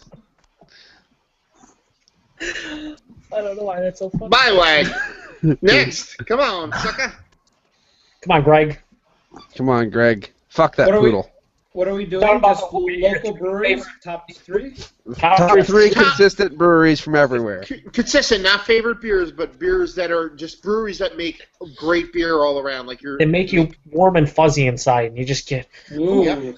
You get Well, the number fizz 3 behind the cock. Okay, number 3 would probably be Black Oak. They don't make a lot of stuff, but when they make the good stuff, it's really good. 10 bitter years all day long. 10 Bitter Years and Epiphany number 1 are just amazing beers. Number 2 would be Great Lakes. They consistently make the best IPAs in the business. And number 1 would be Bellwoods. I know it's the common Toronto answer. They're fucking overpriced as hell, but damn, they make good beers. What was your number 1? I couldn't understand. Black Oak. No, number 1. Number 1. It's that company that makes that beer with the crow on it that you want to try again. Oh, okay. I think I was talking about. No, I'd probably pick the same thing as well, but Come on, Joe. Let's go. is it my turn? Beerzerker. Beerzerker. Beerzerker. All right. Great. Yeah, Unibrew. Due to Steel and La Troupe du Diablo will stick with Quebec. Beerzerker needs to know what the hell we're talking about, right? No, he's on top. He knows. He knows. He not. He said Unibrew, man. That's as consistent I as it can't hear gets. anything. Yeah, Nobody can hear nothing? I can hear you. Okay. Yeah. Unibrew, fucking number 1 for sure. What's your And number then, 2? 3 more, or 2 more. Sorry. Oh, you didn't get the rest of them? I'm having trouble with numbers. Due to Steel from Quebec and La Troupe du Diable, or whatever. All 3. Okay, Joe, let's go.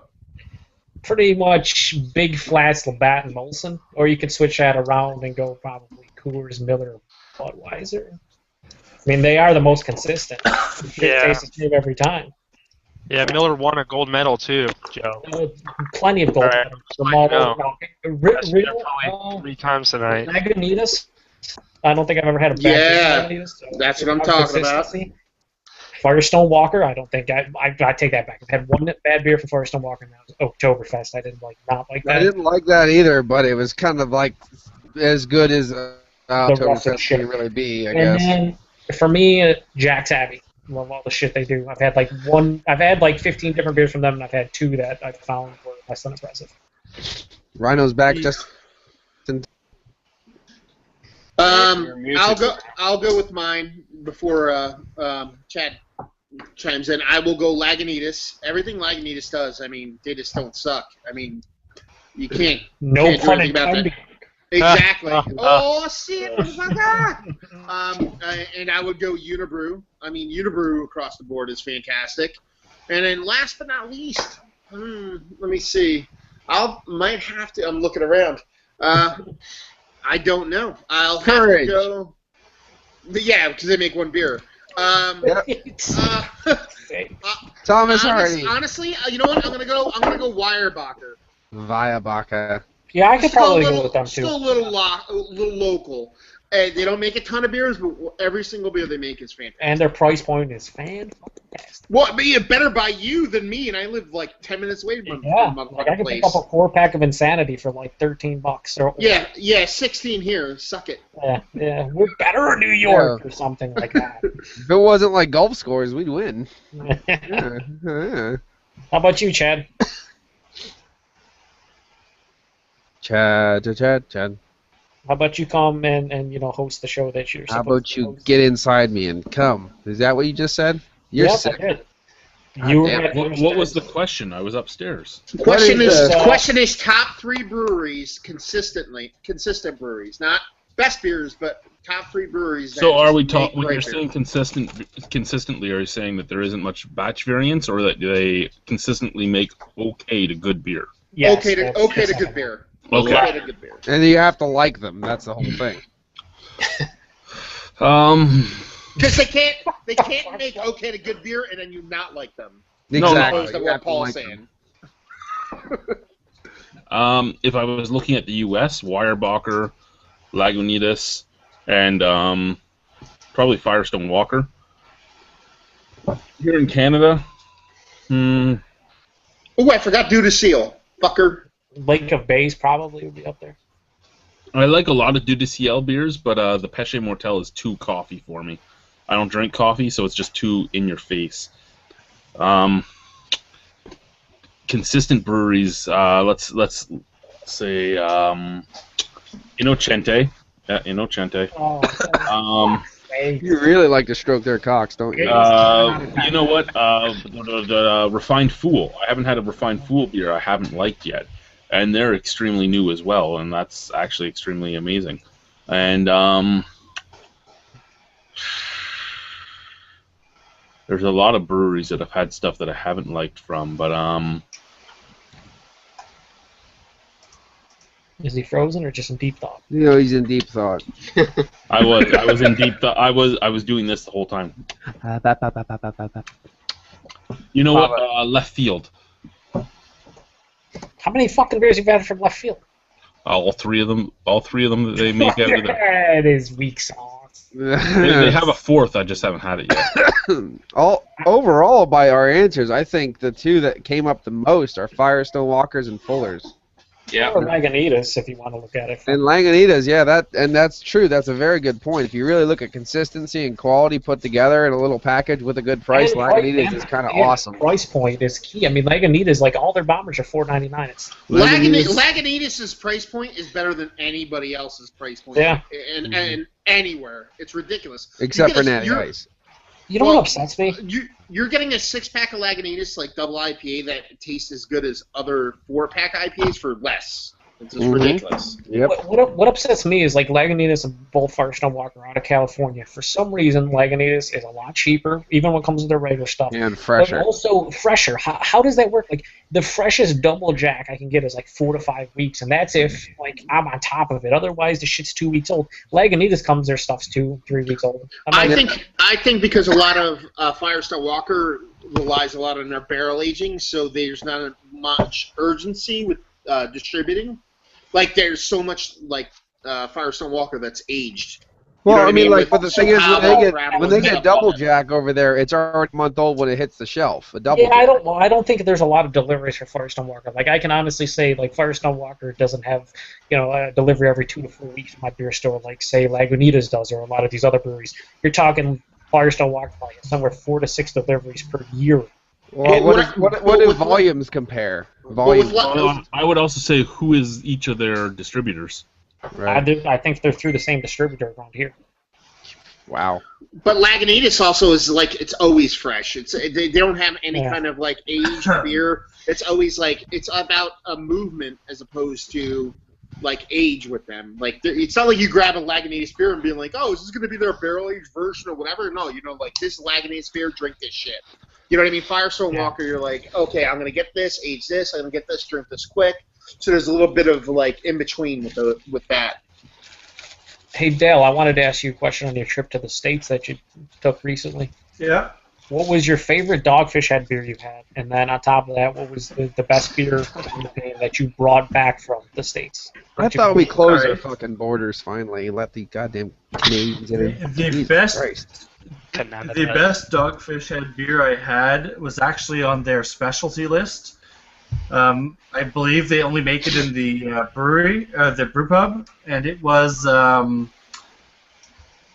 can't remember the exact name, but it was like a 9% beer, and it was a weird name. It was like Uchinita something rather. I can't remember the exact name, but that was a fantastic beer, and I think it was.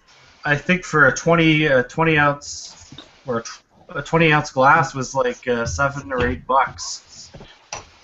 $8.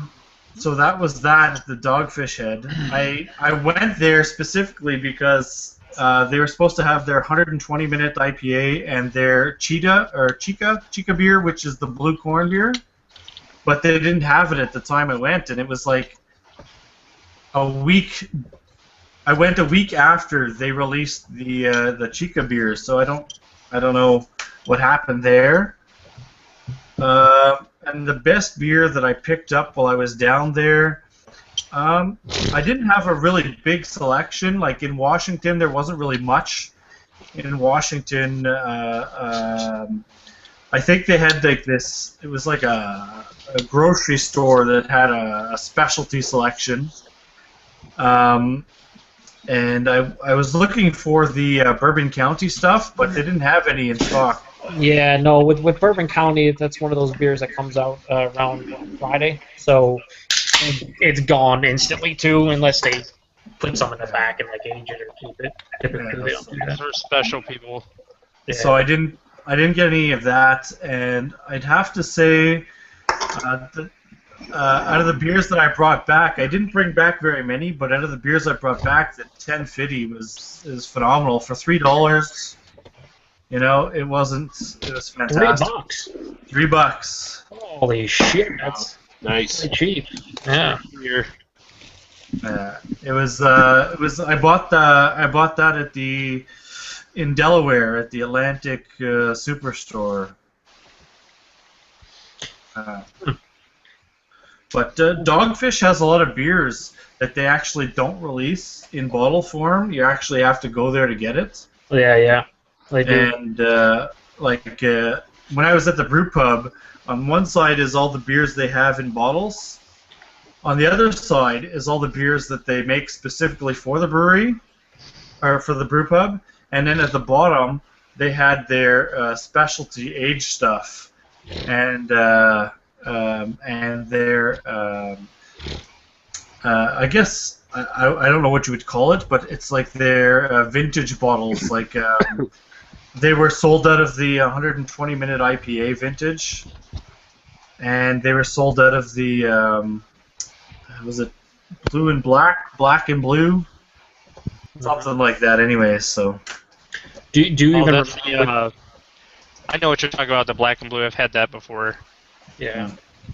Do you even remember what the beer you had at the brew pub? What it started? The letter started with at all? No, but you know what I'll do? I have pictures on my phone. I took pictures of the menu and stuff. and I'll review when I get a chance. I'll check it out, and then I'll let you guys know the next time I'm in or whatever.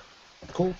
See, I had Dogfish Head's wasabi, and it's supposed to be with what's that, wasabi root? But to me, there wasn't so much wasabi. I mean, I understand the aspect of what they were using it for as a bittering agent instead of the heat of the wasabi, but I don't know, to me it just seemed like it was just a regular pale ale that they usually make just with a little bit of oomph in it, and that was just a wasabi, but it was like barely there, you know what I mean? So They should have dry hopped it with wasabi or some shit like that. I mean, the point was, like, I don't know what they were going for with that. I mean, there wasn't really a lot of heat. They think they make all kinds of weird shit just for the sake of it. I know. Yeah, they're just trying to make a beer that sounds different that they can put a label on to make more sell beer. That's it. Throw it on the wall and see if it sticks. Yeah. Mm-hmm. And sometimes it works, and sometimes you get messes. I'm not. How was going to the actual brewery in the land of Wall Streets and U-turn chaos of Delaware? Was it all right? Was it easy to get there? Yeah, it's very easy to get to. It's just it was weird because it was like you get off the highway. It was the one north, I think it was, and it's like a little village. It's all these like old school houses and stuff, and you have to right turn here, left turn here, right turn here, and then bam. This huge brewery, and they have all of their fermenters outside. I guess they are the fermenters, and I don't know how many there was. There was tons of them, and it was a fantastic place. The staff were great. You wouldn't imagine how many cases of beer they actually had in the brewery. It was crazy, and they must have had over 1,000 kegs of beer. Ready to ship out to pubs or whatever the hell they were doing, but it was good. I no complaints. I would highly recommend it. The brew pub was okay. It was very, very, very, very, very busy. It took me about 45 minutes to get in. What day did you go on, or? It was a Saturday. Oh, okay. And the waitress, she took forever. She messed up a couple of times, so I got a couple of free beers and stuff, so it wasn't bad, but... How big were her tits? Pretty good? Not very big. Did she have And she was a blonde, not a redhead. Oh, segueing into Dogfish Head, since we're on there already. What about the news that Sam stepped down as CEO? I actually know one of the brewers there, the guy that works there. And I was gonna ask him how his new boss is. I have to get the inside scoop on that one. Well, technically, Sam is still the boss because he's still the director of the board. And the president, but he's not the one that's at the brewery every day anymore. Yelling at people. That's fine.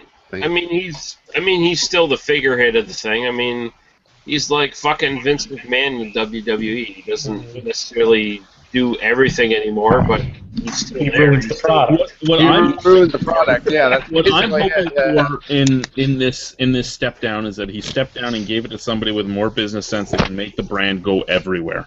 Because they already are a big enough brewery that they could hit Canada, they could hit all the states if they really wanted to.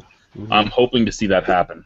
And that's what it is. To me, that's what it is. He's stepping down to do whatever the fuck he wants, which is experimental stuff, and letting like the business and other capable people take the reins and do other stuff where you can just experiment. And that's what I view it as. Yeah, not fucking consistently brew novelty beers that the majority of fucking... There's no doubt in my mind that Dogfish Head can produce enough beer to distribute in the United States, all of, and Canada. The place is ginormous. Like, they have so many fermenters and bright tanks.